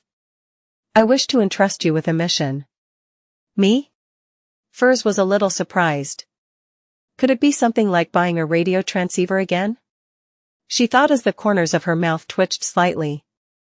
The world nodded. "Go to William Street, which borders West Borough and Empress Borough, and circle the place. Do it once every 2 to 3 days. Take note of any abnormalities. If there are any, then inform me immediately." He didn't use Mr. Fool to bring focus on the matter, as everyone was already used to it and experienced. Furthermore, beneath William Street was precisely the location of the Tudor family's ruins where the evil spirit was lingering. Abnormality? What would be considered abnormal? Furs asked, feeling puzzled and cautious. There might be something abnormal about William Street and Backland? Audrey was originally not very interested in the topic, but at that moment, she pricked up her ears and paid close attention. She trusted Mr. World's ability to gather intelligence to a great extent. The great smog of Backland was evidence of his ability. West Borough, Empress Borough. Sounds like it's located at Lone's capital, Backland. Miss Magician is presently in Backland? Indeed. She looks ordinary, but she isn't in any way. To a secret organization, members in a city are often more powerful in other places. Of course, she might also be like me, a coincidence of fate because she requested to be roped in. Catlia swept a glance at Furs and quickly analyzed the information revealed from the conversation. Alger was suddenly interested since he knew that the world was the representative of Mr. Fool's Blessed. Whatever he paid attention to had a high chance of involving a conflict at the upper echelons. Just what secret lies within that street named William Street? Alger couldn't help but try to guess at the deeper truth. How would I know what abnormalities there will be? Klein mumbled before getting the world to answer gloomily, I believe there will be sufficient abnormalities. I have to warn you that if you really notice anything abnormal, do not attempt to investigate it on your own or hire someone to do the investigation. It will be very dangerous. How much do you think is an adequate reward? Very dangerous. Furs instinctively wished to decline the mission. However, considering how immense the influence of the great smog of Backland was, one that even affected her, she wasn't sure if this abnormality wouldn't cause her harm. As such, she became hesitant. After a few seconds, she changed her languid seating posture and said, 100 pounds. Much lower than I imagined. The world chuckled. Furs spread her hands and said, it's because it's for myself as well. I'll just treat it as people observation in order to gather material for my novel. That's right, I can't stay at home all day. It's time for me to get out. I have to push forward the matter of acting as a trickmaster. Just conjuring tricks to amuse Zio isn't enough to digest it. How should I act? Join a circus to perform tricks? Or should I do individual performances at different squares? I don't have to be worried about how the people I know view me. As an author, life experience is a basic trait. Furs's thoughts gradually dispersed. After settling this matter, Klein made the world turn his head to the hanged man and chuckle darkly. I received intel that the Church of Storms has taken action. The matter at Bancy Harbor has been preliminarily resolved. Having been drifting out at sea for the past week, Alger, who hadn't had any contact with the church, immediately replied with a solemn voice, what's the final outcome? There won't be a Bancy Harbor for some time, the world replied with a concealed smile. At this moment, Audrey and company realized what they were talking about. That was the place with the ancient name Benzie, and it had the present name of Bancy. It was the place where descendants of the King of Angels Medici resided. Is Mr. World implying that the Church of Storms has leveled Bancy Harbor? That's really in their style. That's good too. There's no need to worry that the innocent there will be corrupted. I wonder if the King of Angels Medici appeared or escaped. Would the Pontiff of the Church of Storms appear in person, or was a Grade 0 sealed artifact used? Audrey heaved a sigh of relief as she asked with brightened eyes, Mr. World, do you know of the specifics? No, no one knows, other than the upper echelons of the Church of Storms. The world stole a glance at the hanged man. The hanged man fell silent, feeling the burning ambition in his chest once more. I want to become a member of the church's upper echelons. He emphasized to himself. The hermit Catlia, who had joined the tarot gathering a second time, basically didn't understand what they were talking about. As a pirate admiral, she was no stranger to Bancy Harbor, but she didn't know what had happened there. She also had no idea why the Church of Storms would destroy the place and why it would require a long period of time to rebuild it. It should be a very serious matter that deals with the higher-ups. The members of the Tarot Club seems to be aware of the reason. Although their sequences aren't high, they seem to know a lot and are involved in many matters, apart from the sun. This is the reason why Mr. Fool tacitly agreed to have them establish this gathering. Through the Tarot Club, they will indirectly influence various matters of different organizations? Katlia once again re-evaluated her understanding of the other members and was increasingly impressed with them. She still maintained her silence and didn't inquire. This left Audrey, who was waiting to flaunt via answering in response to the hermit's puzzlement, disappointed. Even for Ma'am Hermit, it's unlikely that she'll be involved in matters regarding a king of angels. No, she might not even know about the existence of a king of angels. Audrey thought spontaneously. After talking about the outcome of Bancy Harbor and waiting for a moment, Emlyn White immediately cleared his throat and said, "Thanks to Mr. Hanged Man's help, I'm already a baron. I have a question. As a sanguine, do I need to use the acting method like you humans do in order to expedite the so-called digestion after advancing to a baron, so as to better grasp the beyonder characteristic?" His back was extremely sharp as his neck was slightly elevated while his chin was slightly tipped upwards. "I'm sorry. Mr. Fool isn't able to answer this question of yours. But in theory, it's required after all, you are using the inheritance of others." Klein leaned back in his chair and sat amidst the grey fog as he leisurely looked at the other members of the Tarot Club. Katlia scanned her surroundings and said, "A sanguine baron corresponds to the sequence 6 potions professor?" "Yes," Emlyn replied, unable to hide his smile. He wasn't stupid. From the previous transactions and interactions, he had determined the sequences of the other members apart from the world. He believed that he was one of the strongest members of the Tarot Club. Of course, this was excluding Mr. Fool and the recently recruited Ma'am Hermit. Mr. Moon is already at sequence 6? Why does he seem more immature than the sun? Audrey pursed her lips. At that moment, Katlia said, "It requires acting because this pathway only has the name vampire at sequence 7. As for you, you were born in that state. There's no need to act, but it's required for the other sequences. Ma'am Hermit, which pathway does that sequence 7 belong to?" Audrey blinked her eyes as she curiously asked before Emlyn White could say a word. Without waiting for the hermit to answer, Audrey added, "If you believe this is an important piece of information and isn't something to be given for free, then I can provide you with some payment." "No, there's no need to. Anyone familiar with the Fainapotter's Church of Earth Mother will have some understanding of this." Katlia didn't doubt Miss Justice's sincerity when it came to the principle of equal exchange. She believed that Miss Justice was fully capable of satisfying her price in terms of wealth and resources, but she decided to provide the information for free. Firstly, it raised Miss Justice's impression on her and would build a foundation for any future transactions. Secondly, by providing the information, she could observe the reactions of the members and estimate their standing in their own organizations and factions. "I'm very familiar with the Earth Mother's blessed, Bishop Utrovsky, but I didn't know anything about that. Of course, I truly am a little scared of him. His height and build are just too intimidating.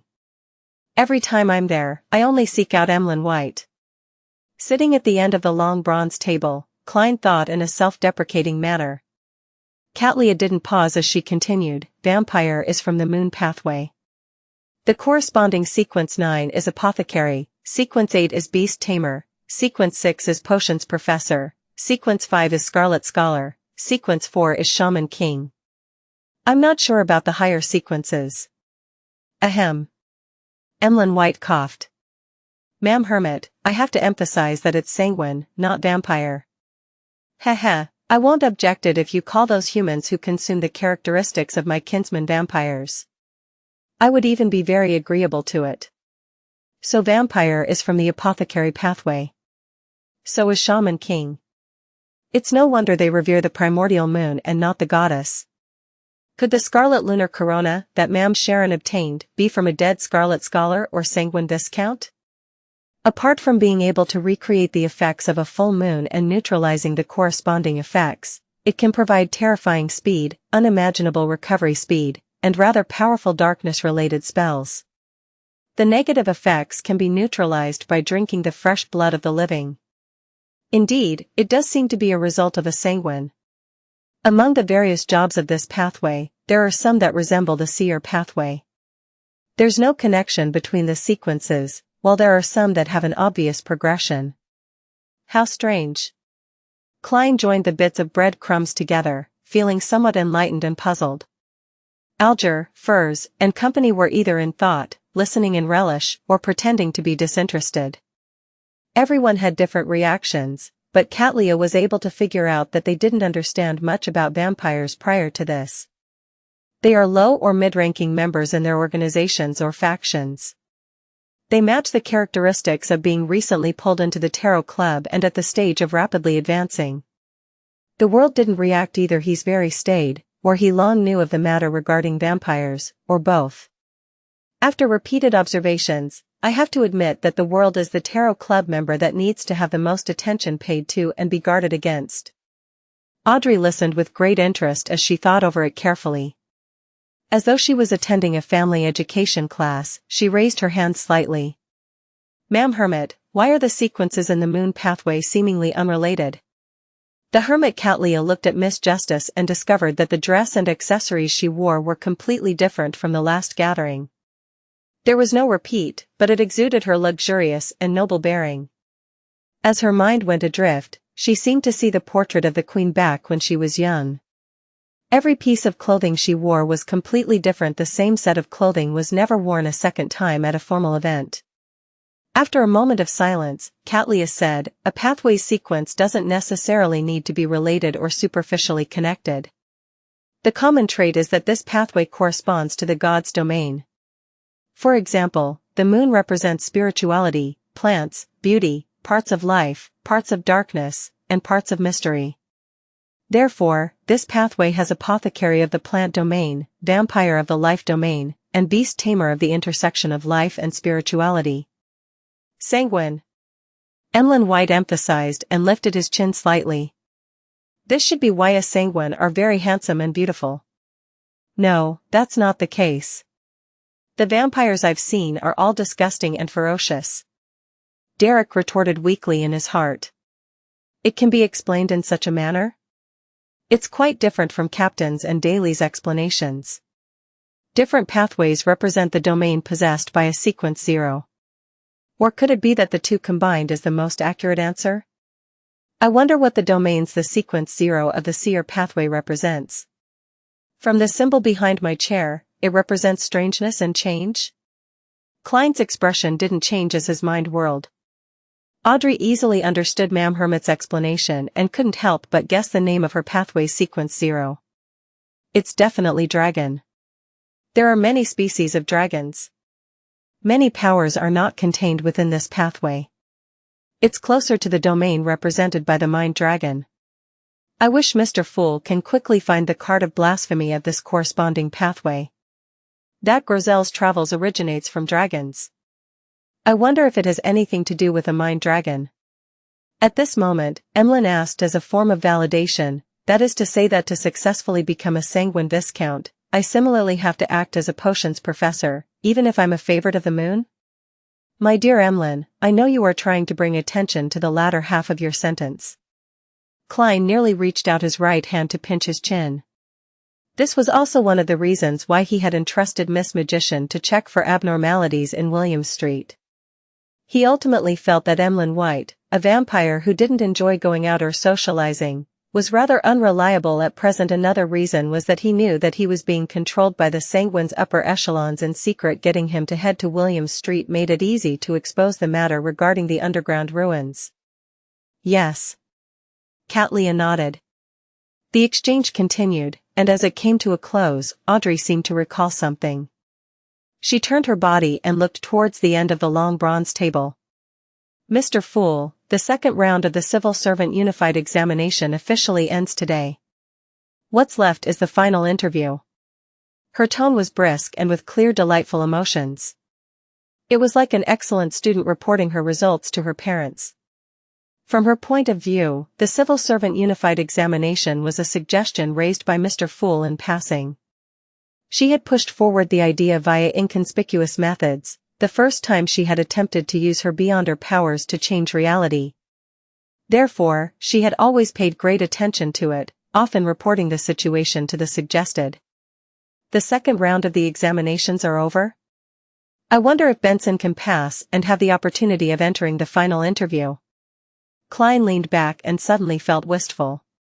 He nodded slightly and said with a smiling tone, "Not bad." Audrey, who had been praised by Mr. Fool, became happier. She felt that she was indirectly changing the fates of many people, allowing people who were stuck in the lower and middle classes to have a chance at entering the middle and upper classes. When Katlia heard this exchange, she couldn't help but frown. She felt that this was very different from the style the Tarot Club had previously shown. Could it be that the reforms of the past half a year in the Lone Kingdom were a result of the Tarot Club's turning of the wheels? As a young noble lady, Miss Justice played an important role? If that's the case, I have to re-evaluate my views. Although the members aren't of a high sequence and are low-ranking members of their organizations, they're still able to influence the situation of the world to a certain extent. Katlia retracted her gaze and considered whether she wanted to use her different resource channels to figure out the backstory of Lone Kingdom's reforms. After a few minutes of exchanges, the fool Klein announced the end of the gathering. While Miss Justice and company got up to express their farewells, he severed the connection and leaned back into his seat. He silently watched the endless grayish-white fog around him for a very long while. Backland. In a coffee shop next to King's Avenue. Melissa was holding a porcelain teaspoon as she gently stirred the black tea which had a lemon in it. From time to time, she would turn her head to look out into the faint fog. Her black veiled hat was sitting beside her. Placed in front of her was a plate of the cheapest toast, but she hadn't taken a single bite. She originally imagined that she would anger the coffee shop's owner for sitting there all this while, preventing him from earning more. But she later discovered that there were many people waiting for the end of the test opposite the road like her. As seconds turned into minutes, the water condensing on the glass windows grew thicker. Melissa couldn't help but extend her hand to clean up a relatively clear spot. Finally, she saw a bunch of people surge out of the test venue. The glass-inlaid wooden door of the coffee shop was pushed open as about 8 men and women entered. Just as Benson took off his rather old top and before he could smooth his rather high hairline with his fingers, he discovered his sister standing as she asked nervously, "How did you do? Were the questions tough today?" It might have been considered difficult for others, but it was a piece of cake for me. Mathematics is my forte. Benson looked around and saw everyone discussing it without noticing him. Hence, he chuckled. After the test ended, I saw quite a number of people with blank sheets. Do they think a low-ranking civil servant will have a mathematics secretary? If that's the case, what's the difference between hiring a curly-haired baboon and them? Melissa heaved a secret sigh of relief and looked to her side before turning her head back. Benson, if you're really competent, you should consider the matter regarding the interview. You need to buy a new decent set of clothes. Let's leave that to tomorrow. We should celebrate today. I've already decided on the restaurant. Benson smiled as he pointed outside. Melissa pursed her lips and looked at her elder brother in an extremely serious manner. I've already bought the meat and vegetables. Benson locked his gaze with his sister for a few seconds before moving it away in submission. All right, let's go home. Above the gray fog, Klein gradually found his train of thought and calmed his emotions. He began considering how to separate the true creator's mental corruption of the all-black eye. In the majestic palace with stone columns propping it up, Klein sat in a high-backed chair as he lightly tapped the corner of the long modeled table. He first eliminated the method of seeking a sequence 4 unshadowed from the sun pathway. This was because he had almost zero contact with the Church of the Eternal Blazing Sunday. It was very difficult for him to find help from anyone. Secondly, he suspected that an unshadowed was unlikely to be capable of cleansing the mental corruption in the all-black eye. After all, the hermit Katlia's suggestion was directed at remnant influences by an ordinary rampager, and not the true creator. Seeking the help of an angel or true God's power isn't realistic either. In theory, I can use the mysterious space above the gray fog to perform a divination on the eternal blazing sun and use his help to shatter the all-black eye and evaporate the mental corruption, but the problem lies with the fact that an experienced him might be able to use this opportunity to invade this place and take over the gray fog. If that happens, it wouldn't be worth it. And when a power that exceeds my level an unknown number of times instantly comes into effect, there's no delay. It targets me, and I'll have no time to redirect it to the all-black eye. I will lack the ability to control the situation. Also, it's not like I can divine it as I wish. I need a medium. I previously used the mutated sun's sacred emblem, which had the eternal blazing sun's divine blood in it, as well as the ear that was corrupted by the true creator. Currently, the mediums I have are Mr. Door and the Hidden Sage. I can use the ravings that Miss Magician hears during the full moon, as well as Knowledge's pursuit of Admiral of Stars to make an attempt, but similarly, the counterattack isn't directed at the all-black eye, and I don't have the means to divert the attack. Mr. Azek has yet to recover. Snake of Fate Will-Septon has yet to be born. From the looks of it, I can't find an angel to help me either. Sigh, I still know too few high-ranking figures. Right, there's also something akin to an angel, the evil spirit in the ruins under Baklan that's suspected to be King of Angels Medici. But that fellow is scheming with unknown plots and malicious intent. Unless there's no other method, I will not consider it. Yes, taking the risk isn't worth it at all. If that's the case, I might as well give up on the all-black eye and search for the main ingredients of a Nimblewright master. It's only the dust of ancient race and the core crystal of a six-winged gargoyle. It's even possible that the former can be found in the underworld. In that case, performing a new search is a viable choice, while finding a mystical item that's similar to the blood vessel thief is another choice. With the gray fog shielding me, I can use its theft abilities to its full extent. I'll definitely be able to separate the true creator's mental corruption from the all-black eye, and I wouldn't be afraid that it would return. The easiest method is to throw the corrupted mystical item far away once the theft is completed. Then, I'll bring the pure all-black eye back to the real world, causing the physical separation of the two items. Well, how am I to find a similar mystical item? Mr. Hanged Man didn't say anything after seeing the methods, which implies that he doesn't know either. However, I can ask at the next tarot gathering. Ma'am Hermit, Miss Magician, Miss Justice, Little Sun, and Emlyn White all have their corresponding information and resource channels. I can try searching for it myself this week. I'll start with Vice Admiral Iceberg. Her third mate, Flowery Bowtie Jodson, has beyond her powers that can steal. Perhaps he might know where there might be similar mystical items. Klein's thought process gradually cleared up as he formulated an initial plan. He first performed a divination before rapidly returning to the real world. He got out of the decadent state of laying slump in the reclining chair drinking beverages and reading newspapers as he quickly set up a ritual. It was still 3 candles, but the difference was the symbol he drew. It was the sacred emblem of the god of knowledge and wisdom, an omniscient eye on an open book. The ritual's silver dagger also switched to a brass knife.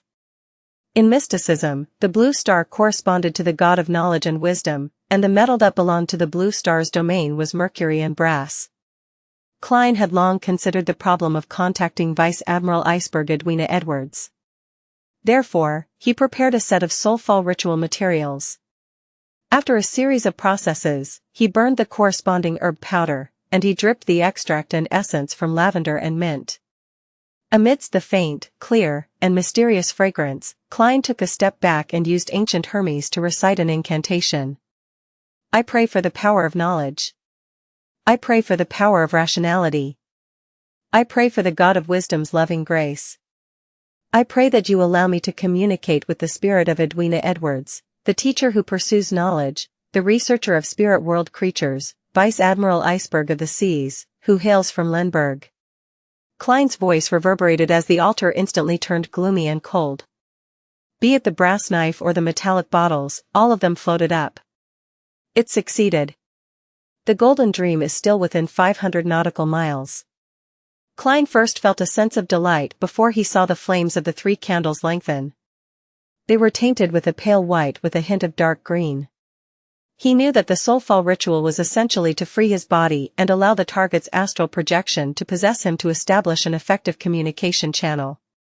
He would be lacking in the necessary protection, making it easy to be attacked by the target of the soulfall ritual. Therefore, he had divined ahead of time to determine the danger from this matter.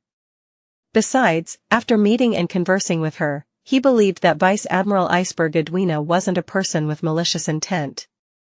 He temporarily found her trustworthy. At this moment, the wind within the wall of spirituality produced mournful sounds. Klein only felt an ice-cold power descend upon him from the void in an attempt to enter his body. Then, he was surprised to discover that it wasn't like he expected. He had the necessary strength to resist and control himself instead of being possessed by her. What's happening?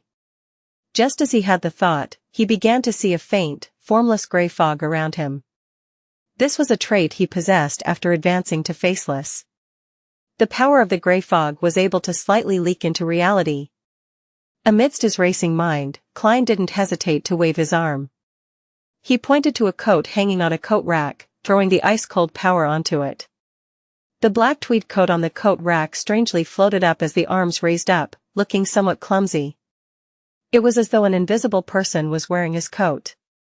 The black coat floated 2 meters forward before coming to a pause. The 2 sleeves raised up and formed an X. What does that mean? Klein was taken aback before he realized what Vice Admiral Iceberg meant. Without a mouth, I can't speak. Without hands, I can't write. This is awkward. Klein thought for a moment and directly said, I need a mystical item that can steal the beyonder powers of others. Ma'am, might I know if you have one?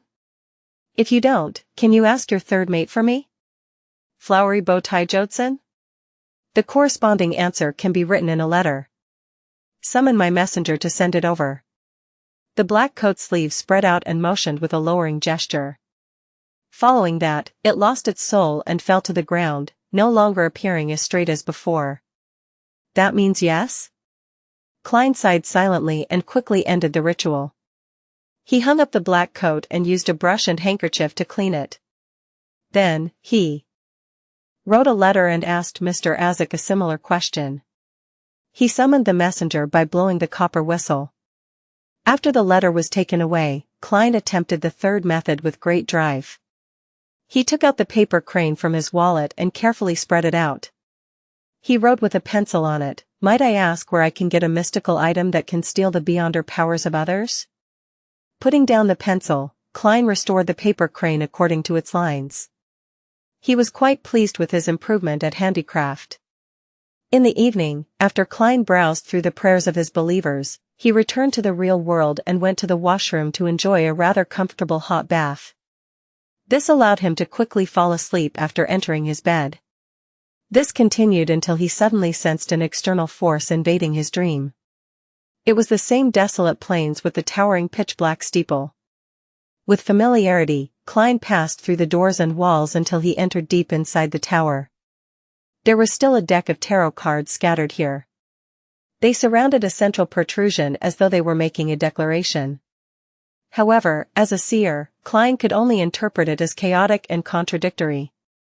On the protruded area, the text had already changed. The silver words formed 3 sentences. The first line wrote, I'm only a child that has yet to been born. Klein's expression froze as though he was hearing an infant cry, please, I beg you. Don't make things difficult for me. Such communication is very tiring. The second line was equally succinct. The clue lies in you. The third line was, don't ask me what the clue is because I have no idea either. That is to say that Snake of Fate Will Septon can foresee a clue on me, but he is unable to foresee what it is exactly. That feels like a charlatan's divination. No, I can't say so. I can't include myself in such criticism. Klein remembered the information and exited the dream before returning back to sleep until daybreak. After breakfast, he began recalling the items and matters he had experienced before to seek out the so-called clue. At this moment, his spiritual perception was triggered as he quickly activated his spirit vision. The skeleton messenger remained huge, but unlike the last time, its head didn't pass through the ceiling. This was because it had spewed up from the floor, so half its head was in the level below. In such a situation, it looked at Klein at his eye level and placed the return letter on his palm. Seeing the messenger crumble like a falling waterfall, Klein was taken back. He muttered, feeling both angry and amused, so you do know some manners. You're getting more considerate after all. You've changed greatly after knowing that you wouldn't be transferred to me. Klein rapidly retracted his gaze and opened the letter to read Mr. Azek's reply. Stealing the beyonder powers of others is from the Marauder pathway. In the fourth epoch, it belonged to the Amon family, the Zoroast family, and the Jacob family. They seldom appeared after the War of the Four Emperors. Rumor has it that some of their members have formed an alliance and call themselves Hermits of Fate. I can't remember any further. Oh, you can try attacking on the angle of the descendants of these three families. Amon. So a blasphemer refers to this pathway? The Jacob family was one of the 5 angel families of the Tudor dynasty.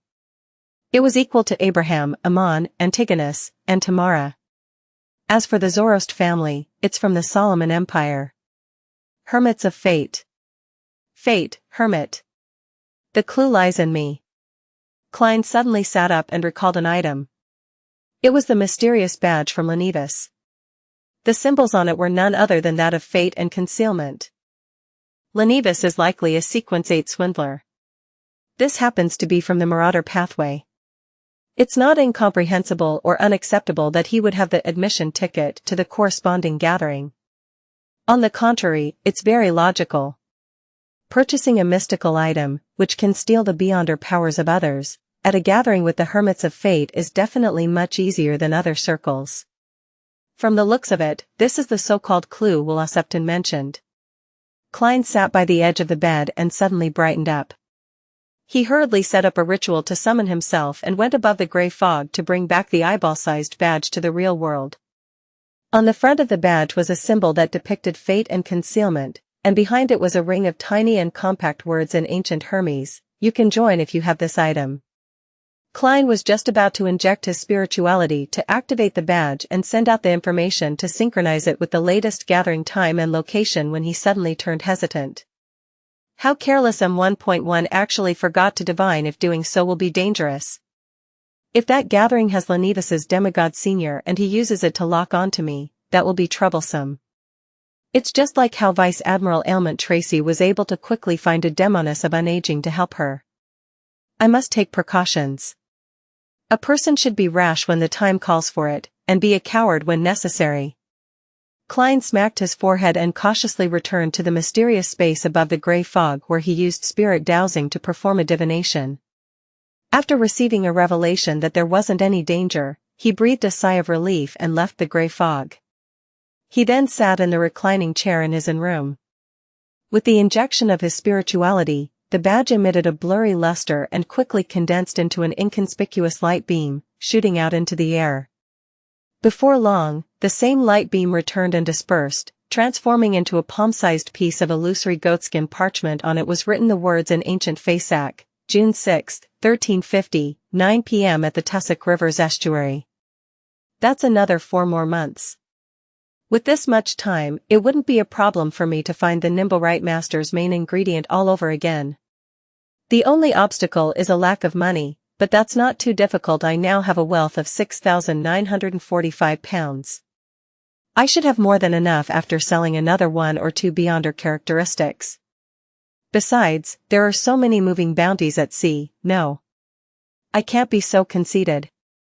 I have to eliminate the 4 kings and the 7 admirals. What kind of clue is this?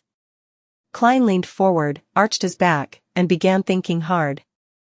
As he thought about the gathering of the Hermits of Fate, he suddenly thought of someone, Leonard Mitchell. My dear poet had participated in the Hermits of Fate gathering in Bobber Valley. Regardless of his goal, whether it's for official work or private matters, there's a possibility of him obtaining a mystical item that can steal the beyonder powers of others. I can borrow it from him or buy it through him? This is the real clue? Klein felt energized as he quickly came up with a rough plan. First step. Place the radio transceiver above the gray fog to accumulate its aura. Second step, use the radio transceiver to contact Arrodes a few days later. Third step, ask it where I can, with relative ease, obtain mystical items that can steal the beyonder powers of others. If the answer is very clear, the fourth step will follow what the information says, easily completing my goal. If the answer is vague or fraught with danger, the fourth step can be to ask my dear poet's present location. The fifth step is to get Emlyn White to take this badge to find my dear poet to see if he has any corresponding items and if it's possible to do a transaction. I won't appear in person, for I might end up being recognized. That will similarly make it very troublesome. As for Emlyn, he's presently considered someone from the Church of Earth Mother, no, considered a ghost of the Church of Earth Mother. To get him to initiate first contact, even if he were reported by my dear poet or ends up captured on the spot, he wouldn't be framed or put up for torture. With the plan on what to do and how to proceed, Klein immediately felt refreshed. In his good mood, he decided to head out to eat a Bayam delicacy, roasted fish. Above the blue sea, the Golden Dream, which was sparkling thanks to the setting sun's golden rays, was silently cruising forward. Receiving his captain's permission, Danitz apprehensively walked into her room with his head up as people stared at him with envy. Bookshelves filled the room and on top of them were different books. Vice Admiral Iceberg Edwina stood in front of a desk as she held a black fountain pen in her hand. She quickly wrote the following. I do not have similar items. Same for Jodson. He says he will help you look out for it, but that will require you to be sufficiently lucky. Edwina raised her head and turned her clear, aqueous blue eyes to look at Danitz. You, hold the ritual to summon Gehrman Sparrow's messenger. At that moment, Danitz was wondering if he would receive any special treatment from his captain, but when he heard that, he pointed at himself in astonishment. Me? Yes. Edwina folded the letter, straightened her body, and nodded. This can help you familiarize yourself with similar rituals. In the future, I'll be testing you on this. All right. Danitz hid his disappointment as he tried his best to recall the procedure as he slowly set up the ritual that only needed one candle.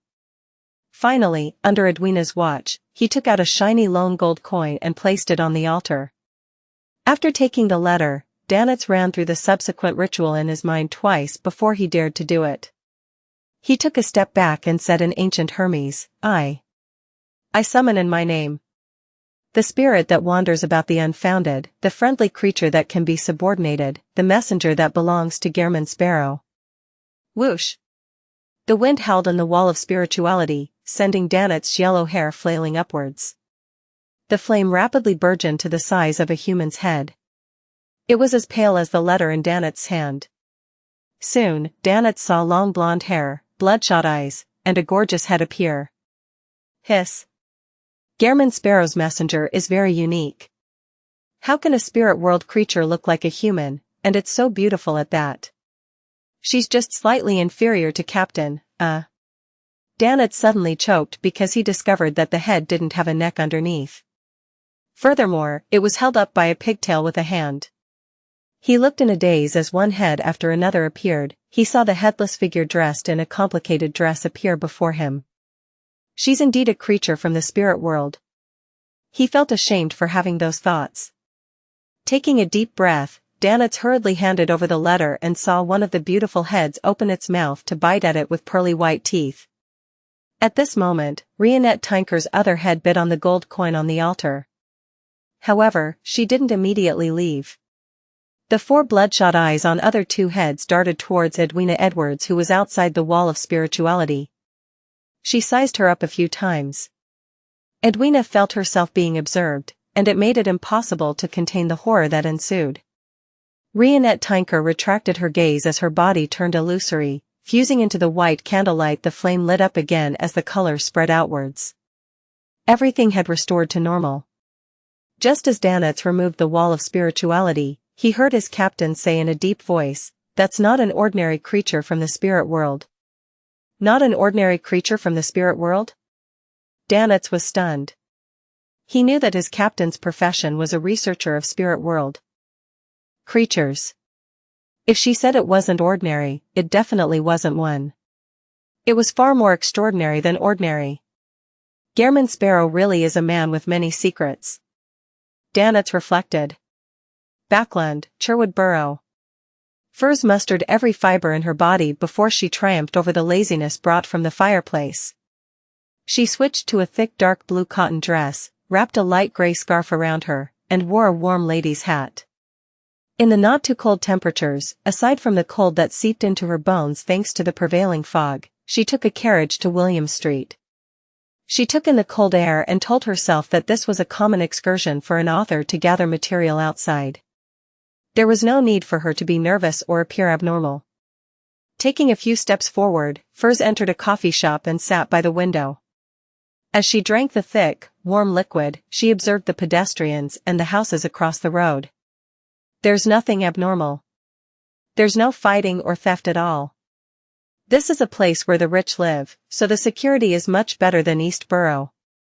I can still see someone from Faceac. He's really tall and muscular, like a bear. He also has companions.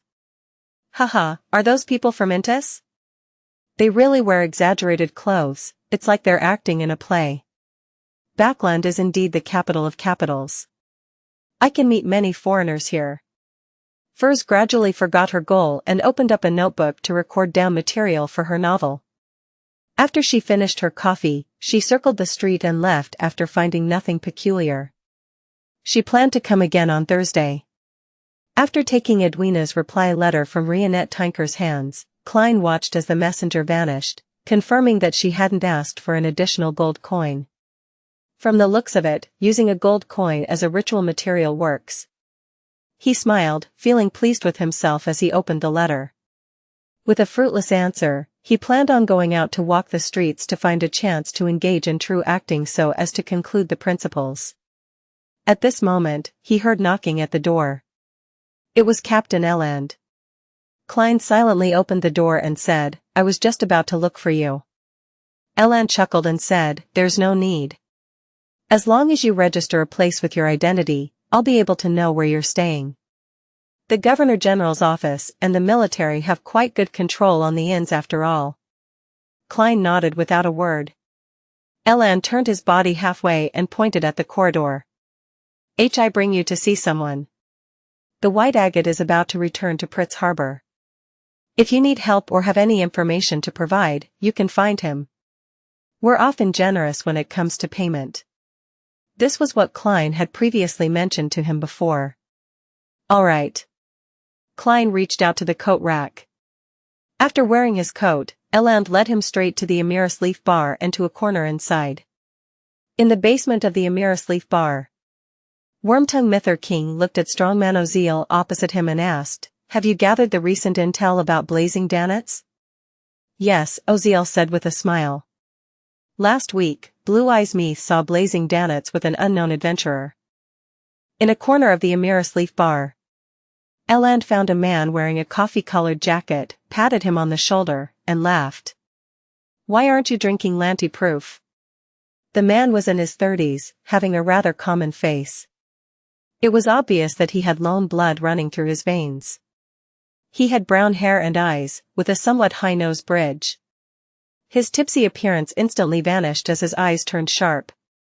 He swept a glance at Eland and Klein before his eyes turned turbid again. He said, sounding completely intoxicated, "I've already drunk. I'm drinking Zarhar to lessen the effects of the alcohol." Zarhar was a locally produced malt beer. It was cheap and tasted quite good. Eland chuckled and pointed at Klein. "Gehrman Sparrow." Then, he introduced the man to Klein. "Oz Kent, you can call him Kent. Chat amongst yourselves. I'll have to return to make preparations. I'll be setting off early, tomorrow morning." He waved his hand and left without any hesitation. Klein pulled over a nearby chair and sat down. He didn't get any alcohol as he expressionlessly looked at Oz Kent. The staring made Kent feel extremely uncomfortable as he downed a mouthful of Zarhar and said, "Find me if there's anything in the future. You'll be paid as long as you provide any intel of value, or if you help us do certain things." He wasn't worried that the drunkards around them would hear their conversation, as many gangs and pirate crews would say the same thing. The words used to rope in informants were usually the same. "All right." Klein had the strong urge to ask if he could be reimbursed for dressing up as Helene to assassinate Vice Admiral Ailment despite it being paid by Danets. However, it was just a thought. Oz Kent chuckled while appearing completely drunk. "I heard Eland mention some things about you. But I have to remind you that one shouldn't be too crazy out at sea. You need to take note and try your best not to provoke the pirates. What I mean is to not fight them head-on. Privately providing us information would be fine. We will keep it a secret for you. This time, he had clearly suppressed his voice. Seeing no response from Gehrman Sparrow, he added, pirates wouldn't bother with any chivalrous code, nor will they abide by the kingdom's laws and rules. Burp. If you have a family at different port cities or some island colony, they'd definitely be capable of attacking your family. Family. Klein fell silent for a second before calmly saying, I do not have a family. Kent was nearly at a loss for words. All he could do was say, they will also attack your friends. Then, he heard Gehrman Sparrow reply in an unperturbed tone, I do not have friends. Kent instantly choked up. He subconsciously drank a mouthful of Zarhar beer to calm himself. After coughing twice, he said in a deep voice, they will also ambush you. They will also bribe people to learn about your schedule and intercept your ship. At sea, a single person's strength is often so inconsequential. Klein said rather calmly, I wouldn't reject them from giving me money. That's basic courtesy. Giving money? Kent was clearly taken aback as he found Gehrman Sparrow's words incomprehensible. A few seconds later, he realized that the man was treating pirates as mobile bounties. He drank mouthful after mouthful of beer, momentarily at a loss for words. In the basement of the Emiris Leaf Bar. An unknown adventurer? Wormtongue Mither King's mind stirred as he sat straight up. Strongman Oziel nodded. According to Blue Eyes Meath, that adventurer is new. He likely hasn't been to the archipelago for long, but Meath felt that he was considerably dangerous. Considerably dangerous? Could he be the person who killed Steel Mavady and company with blazing danets? Could it be the person who disguised himself as Helene to attack Captain? Mither immediately made certain connections as he asked with a deep voice, do you have his photograph or a portrait? Oziel beckoned to a subordinate and received a piece of white paper. We used a ritual to get Blue Eyes Meath to draw the unknown adventurer's appearance. As you know, it's different having a firm footing in Biam's underground world than being a successful pirate. I need supporting members. To hire them, I spent quite a bit of money. Mither could read between the lines as he chuckled. As long as you get to the bottom of this matter, Captain wouldn't be stingy with her reward. He took the portrait, spread it out, and discovered a cold-looking man with black hair and brown eyes. His face was slightly thin, and he had a cut face. He wore a black double-breasted frock coat and a half-top hat. Never seen him before. It's impossible to confirm if he's the person who disguised himself as Helene. Mither raised his head and said, find out his identity and whereabouts. I've already instructed my men to do it, Strongman Oziel said with a deep laugh. The two fell silent at the same time as they drank their Southville red wine. A few minutes later, a bar bouncer entered and broke the silence. He glanced at Wormtongue Mither, leaned in towards his boss's ear, and whispered. Oziel's expression instantly turned odd as an unconcealed smile appeared. He put down the wine glass and said after pausing, that unknown adventurer has been found. Where is he? Mither asked. Oziel pointed upstairs. At this very bar. Mither looked up at the ceiling and remained silent for a few seconds. I'll go up to verify. He believed that having had some interaction with the disguised Helene, he had a general understanding of the man's abilities. He believed that no matter how good the man was at disguising himself, he would definitely feel a sense of familiarity, therefore, he decided to confirm it himself. According to his usual habits, he wouldn't have taken such initiative and would instead perform an investigation from the outskirts. Only with enough confidence would he get himself involved. But this time, he wasn't too convinced of Oziel's subordinate. If it was really the person who disguised himself as Helene, he would immediately change his appearance and identity and vanish once he noticed something was amiss. Besides, Mither knew that he was presently being punished by his captain. He had to quickly perform a deed of merit in order to return to the Black Death. Regardless if I was lacking in ability or not being careful enough, the outcome cannot be changed. I was fooled by that disguise and brought her onto the Black Death, nearly killing Captain. If it were Kalangos, he wouldn't have spared me. He has always been very greedy. He had long thirsted for my beyonder powers. Captain didn't believe that I had been in cahoots with the assassin simply because Kalangos could also change his appearance with creeping hunger. She didn't summon people to surround and kill me. She only sent me to Byam to investigate this matter.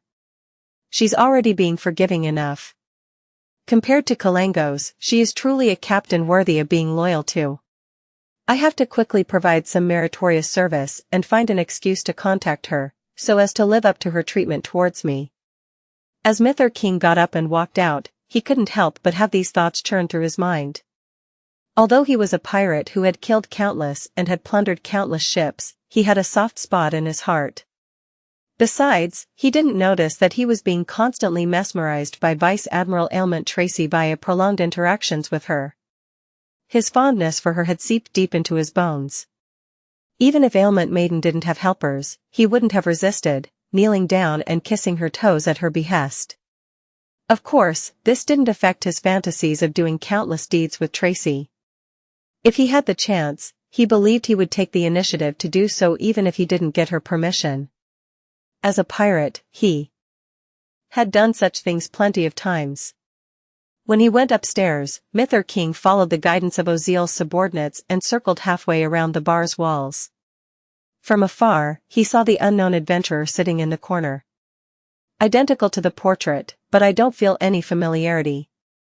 Is it because his disguise is sufficiently good, or is he someone else, for example, Vice Admiral Iceberg Edwina?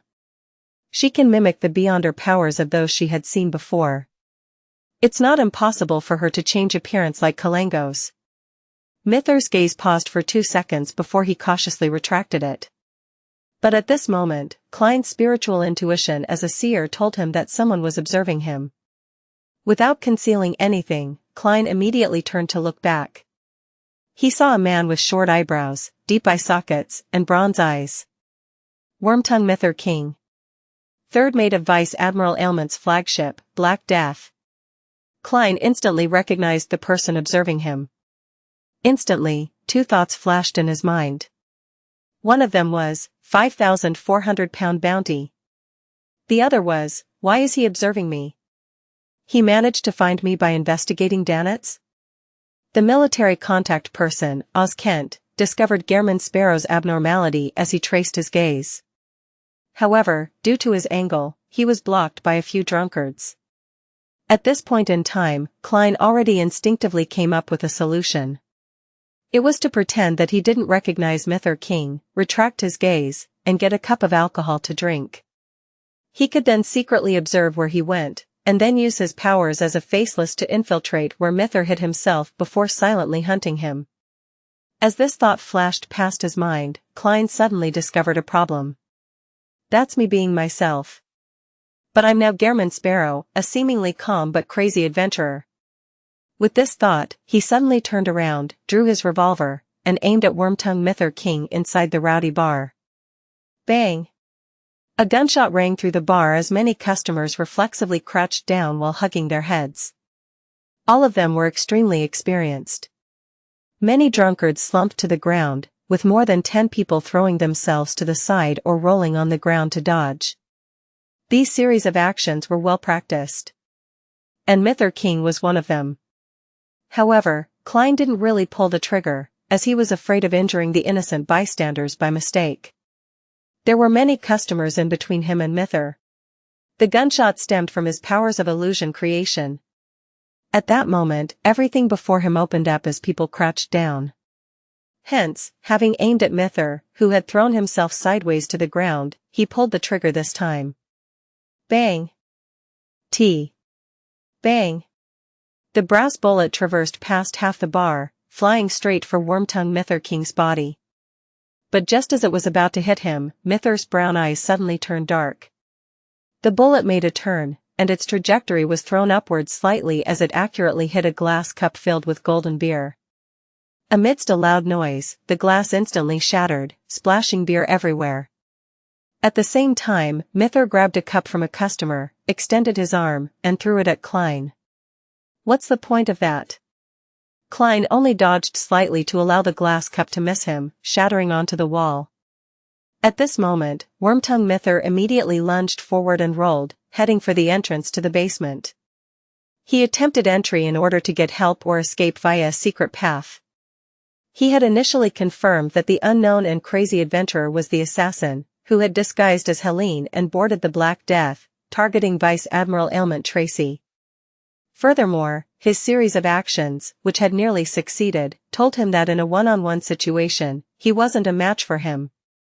This was a powerhouse at the Pirate Admiral level. Tap.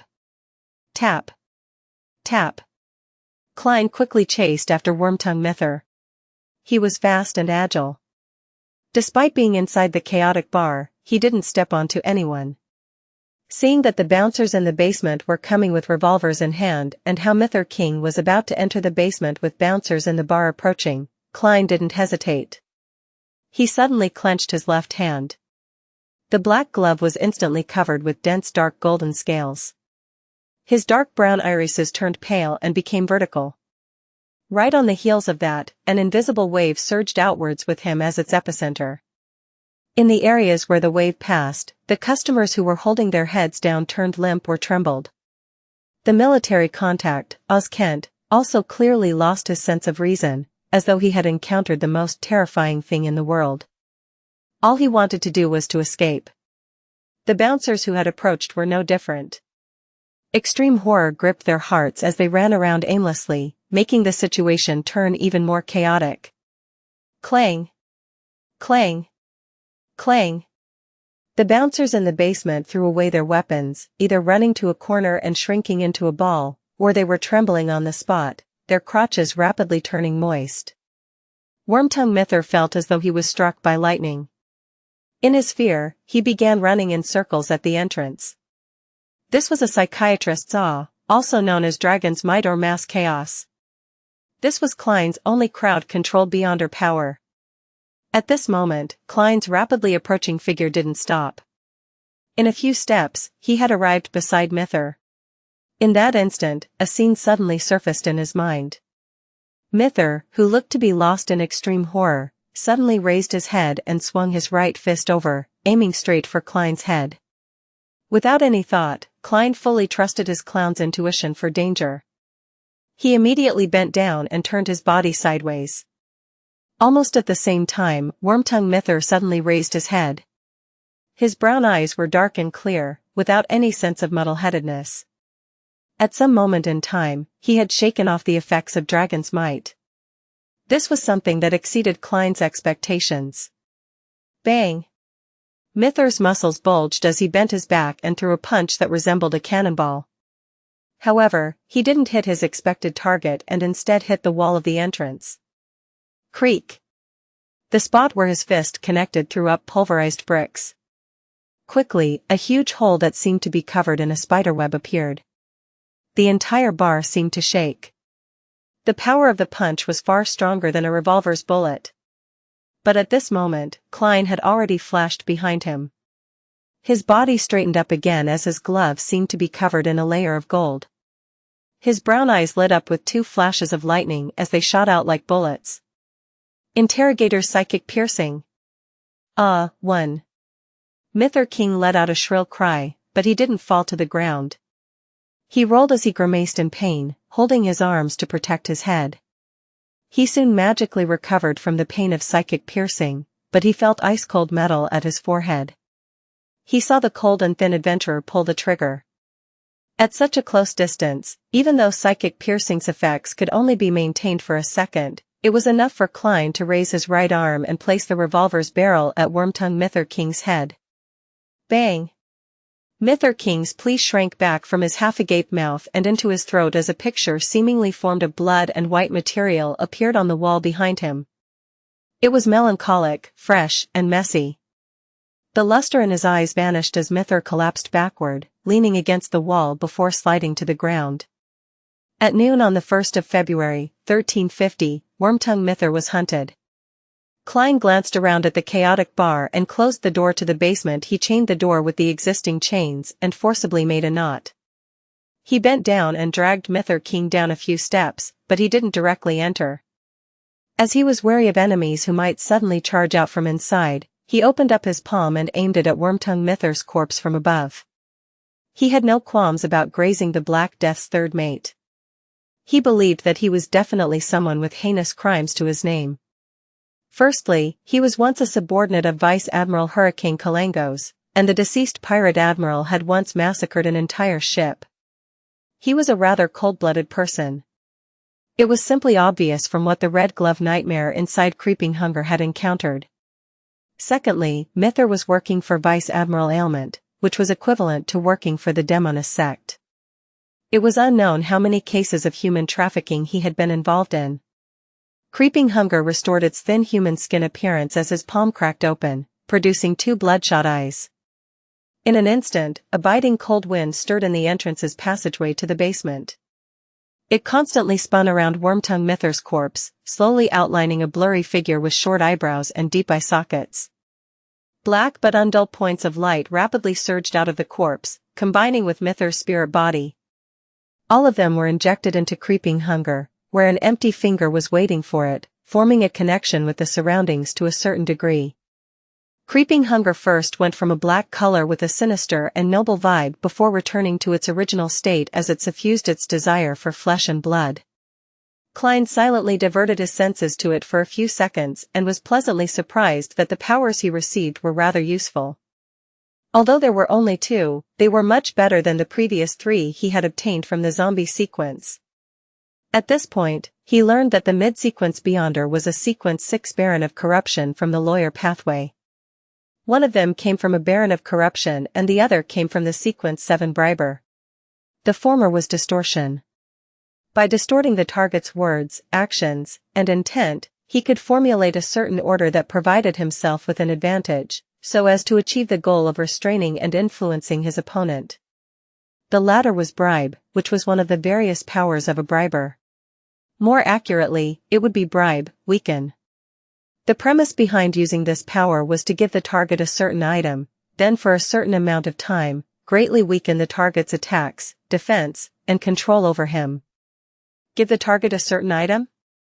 His act of throwing a cup of alcohol was considered a bribe? As expected of the Dark Emperor pathway. It finds loopholes in order while it appears domineering. It's no wonder my Dragon's Might and psychic piercing powers weren't as effective as I imagined them. To be on Mither. Even my bullet strength was reduced. I thought that shot would have blown his entire head up. Klein came to a realization. At the same time, he understood why he had involuntarily flown towards the Dark Emperor where King of the Five Seas, Nast, was. It was because Nast had distorted his intent to proceed forward, making it impossible for him to stop. Not bad at all. Klein lowered his head to steal a glance at Wormtongue Mither's corpse before he went down to the basement. He was trying to find some food for Creeping Hunger. It was unknown whether it had to do with him throwing Creeping Hunger above the grey fog repeatedly, but Creeping Hunger wasn't as crazy anymore. It seemed to be able to bear with its hunger, therefore, Klein wasn't in a hurry. He slowly proceeded forward so as to be careful of encountering any accidents. Before long, he saw Strongman Oziel leading his subordinates over. There were Beyonders and gunmen, and their numbers were sizable. Klein's expression remained stoic as his black glove was covered in dark golden scales once again. His irises turned light in color as they suddenly turned vertical. Invisible waves instantly surged forward. Psychiatrist's Dragon's Might. With Dragon's Might surging out, Strongman Oziel and his subordinates quaked on the spot, as though a gigantic hammer had struck them. Suddenly, some of them ran in every direction, escaping aimlessly. Some kept going in circles on the spot, while others stood on the spot, trembling uncontrollably. There were all kinds of different reactions. Unlike previously when he was afraid that Wormtongue Mither would recover, making it necessary to make every second count, Klein had plenty of time to observe his surroundings. At that moment he instantly grasped the situation. Different reactions stem from their mental fortitude and resilience. The weakest and most ordinary ones were the ones who ran wildly. Those with relatively stronger mental fortitude among the ordinary people would run about aimlessly. For Beyonders, who had their psyche enhanced, as well as ordinary people who had strong mental fortitudes, they would circle around on the spot, trying to escape but stopping themselves as well. The strong Beyonders with strong mental fortitude would stand on the spot as they tremble or go around in circles on the spot. Those who suffer from incontinence as a result of fear belong to the escaping and avoiding group. Klein swept his gaze and was about to raise his gun to shoot, making the enemies who could threaten him lose the ability to do combat. At this moment, he discovered that a man who had been trembling on the spot had recovered the clarity in his eyes. He was about to escape the influence of awe. As for the others, they were also showing symptoms of recovering. Considering how he didn't have the ability to finish all of them off in such a short period of time, and how a gunshot would jolt a number of them back to their senses, as well as how different Beyonders, when combining their different powers together, could cause him harm, Klein changed his mind and made the glove on his left palm be tainted with a sinister, reflective blackness. His eyes turned dark as he forcefully distorted the intents of the people who were waking up. The trembling man pounced forward suddenly. He could no longer resist his thoughts of fleeing. He ran straight for the secret exit, leaving his employer, strongman Oziel, as a constantly shrinking back. Klein rapidly switched between psychiatrist and baron of corruption, using Dragon's Might followed by distortion as he repeated this sequence. Soon, and he chased all the mentally Oziel strong or resilient bouncers to the basement. Although there was no way of comparing creeping hunger to a genuine shepherd, switching between different souls required a certain amount of time to cool down. Klein grasped this rhythm very well. He easily completed his goal while there were still some remnant effects from Dragon's Might. However, he also discovered a problem. For certain targets, if they were repeatedly exposed to Dragon's Might and awe within a short period of time, the effects would weaken with repeated use. Of course, most of Strongman Oziel's subordinates were already slumped on the ground after repeatedly being hit by Dragon's Might. They were pissing and defecating themselves, emitting a stench. Dragon's Might and distortion are quite a good combination. If Mither hadn't tried to counterattack, he could have escaped with bribe, weaken and distortion, and I might not have necessarily been able to catch up to him and finish him off. Yes, that counterattack of his was very potent. There weren't any signs prior to it. If it wasn't due to a seer and clown's reliance on their spirituality and intuition, I might not have been able to use paper figurine substitutes in time, much less talk about dodging the strike. This reminds me that even though creeping hunger provides the combat strength of a sequence 5, one shouldn't belittle other sequence SIXS. A careless mistake might have me killed. Amidst his thoughts, Klein made the glove turn as though it was gilded. His eyes suddenly lit up with 2 bolts of lightning. Strongman Oziel immediately cried out in pain as he couldn't bear it anymore. He crashed to the ground like a toppling mountain peak. He held his head as he struggled in pain like a catfish that had just been caught. Unfortunately, I don't have Beyonder powers that can perform an area of effect attack. Otherwise, I'd be able to keep the other Beyonders back. I remember that there's a lightning storm in the Sea King's domain. However, such charms are of too high a level. It exceeds the realm of my knowledge. Klein swept his gaze across all the goons before unhurriedly walking to the basement. This place was originally a market, but with everyone fleeing, it was empty. Dressed in his double-breasted frock coat, Klein pulled a chair out from behind a stall. He placed it before Oziel and leisurely sat down. He leaned forward as he observed the boss of the Emiris Leaf Bar without a word. After Oziel tumbled around for a while, he finally recovered from the pain that nearly made him lose control. However, he still suffered from a splitting headache. He was just about to stand up when he saw a pair of pale-colored eyes that reflected pale gold light. He saw a glove covered in dark golden scales. In that instant, cold sweat was still dripping from his forehead. He felt that one maelstrom after another was appearing in his eyes, sucking in all his attention. Klein calmly asked, "Were you once a pirate?" "Yes." Oziel realized that he had the strong intention of answering the man. This was a psychological cue. Klein asked again without a change in tone, "What deeds have you done in the past that violate the kingdom's laws?" Oziel didn't hide anything from him. He simply explained what he had done as a pirate and as the boss of the Emiris Leaf Bar. It included his plundering of liners, raping female passengers, and killing the innocent. This included striking down competitors and kidnapping their family members, setting ambushes to sink an entire family to the bottom of the ocean. Klein listened to all of this in silence, and the corners of his mouth curled up slowly. He clapped his left palm against his right hand and said, "What a competent pirate and passable gang boss." Amidst his praise, he extended his left hand as a ferocious mouth opened up on the thin human skin. Shrill screams resounded in the basement, but it stopped after a few seconds. All that was left were echoes. Klein sat in his seat, watching silently as the bright points of light slowly gathered in front of him. Around him, all the goons who were suffering from incontinence instinctively distanced themselves from him.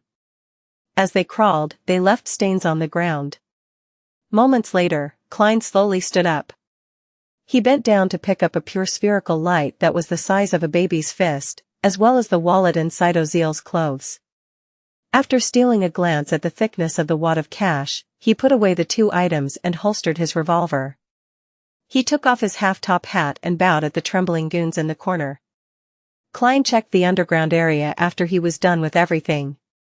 To his regret, he didn't discover any items like a safe. All he could do was return via the passageway, pick up Wormtongue Mither King's corpse, and walk to the entrance. He paused for 2 seconds as the scene outside was naturally outlined in his mind. He discovered that the bouncers, who he imagined would attempt to open the door to provide help, had already disappeared. The dragon's might from just now made them realize that it's a battle between beyonders, so they retreated? As expected of a region where pirates are everywhere. Some ordinary people still have a chance of understanding about beyonders. It seems such matters happen often here? Some fugitive suddenly gets arrested by the mandated punishers? Klein undid the metal chains and reached for Mither King's pocket in passing and took his cash. He held back the urge to count his earnings as he burned a paper figurine and threw it outside before opening the door to the entrance. He then walked out with Mither's corpse. At this moment, most of the customers in the bar were gone. There were only about 8 people hiding in different spots to await the outcome. Klein surveyed the area without any expression as he saw gazes frantically retract. The only person who dared to look at him head-on was Kent. He was frowning as he watched Gehrman Sparrow carry a corpse over slowly. Bang! The corpse flew in front of him, smashing over a table. Kent focused his gaze as his pupils instantly contracted. Wormtongue Mither King. Vice Admiral Ailment's third mate, Mither King. He looked up in shock, stealing another glance at Gehrman Sparrow. Klein revealed a faint smile. Remember my bounty.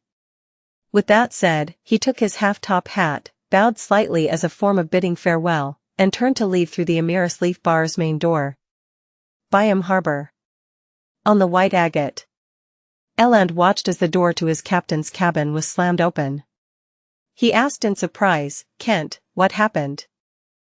Kent questioned him with a warped expression. "Eland, what kind of monster did you introduce me to?" "Gehrman Sparrow?" Eland returned with a question, feeling somewhat uncertain. Kent nodded. "He killed Wormtongue and Strongman without batting an eye, right inside Emiris Leaf Bar, right in front of me. It didn't even take him 5 minutes. He felt like he was going crazy." "Mither King?" Eland asked, but he sounded like he was repeating the name to himself. Then, he revealed a rueful smile. "From the looks of it, we have to report to the higher-ups." He didn't mention Blazing Danet's nor Steel Mavadi's death. "All right." Kent was waiting for him to say that. At 3 in the afternoon, inside a garden building near the Governor-General's office. Eland and Kent were sitting in an elegantly decorated living room as they awaited the reply from an important figure. After an unknown amount of time, a young man with neatly combed back blonde hair walked down the staircase and said to the two, "The general says that since he temporarily doesn't show any animosity, we should honor the agreement and continue our cooperation from before. However, we must be careful. Send a telegram back to Backland and secretly investigate his true identity and intentions here at sea. Also, spread the news that he killed Mither King. To the pirates." "Yes, Mr. Luan." After receiving clear instructions, Eland and Oskent immediately heaved a sigh of relief. Inside the inn, Klein did a divination and counted his cash, confirming that he had received £327 9 solely 5 pence, and a Beyonder characteristic from a Sequence 8 pugilist from the warrior pathway. This is also an item worth £600 to £700. Furthermore, there's Mither's bounty. Even if I deduct the labor fees, there will still be several £1,000s. Oskent might not dare to take his cut. This is quite a good harvest. It's like a windfall. Klein thought in comfort before holding a ritual, sending creeping hunger up to the grey fog. To be frank, he felt that Dragon's Might, Frenzy, and Psychological Cue were 3 rather useful Beyonder powers that he couldn't bear to part with. However, since he had already promised Miss Justice, he ultimately chose to abide by his promise.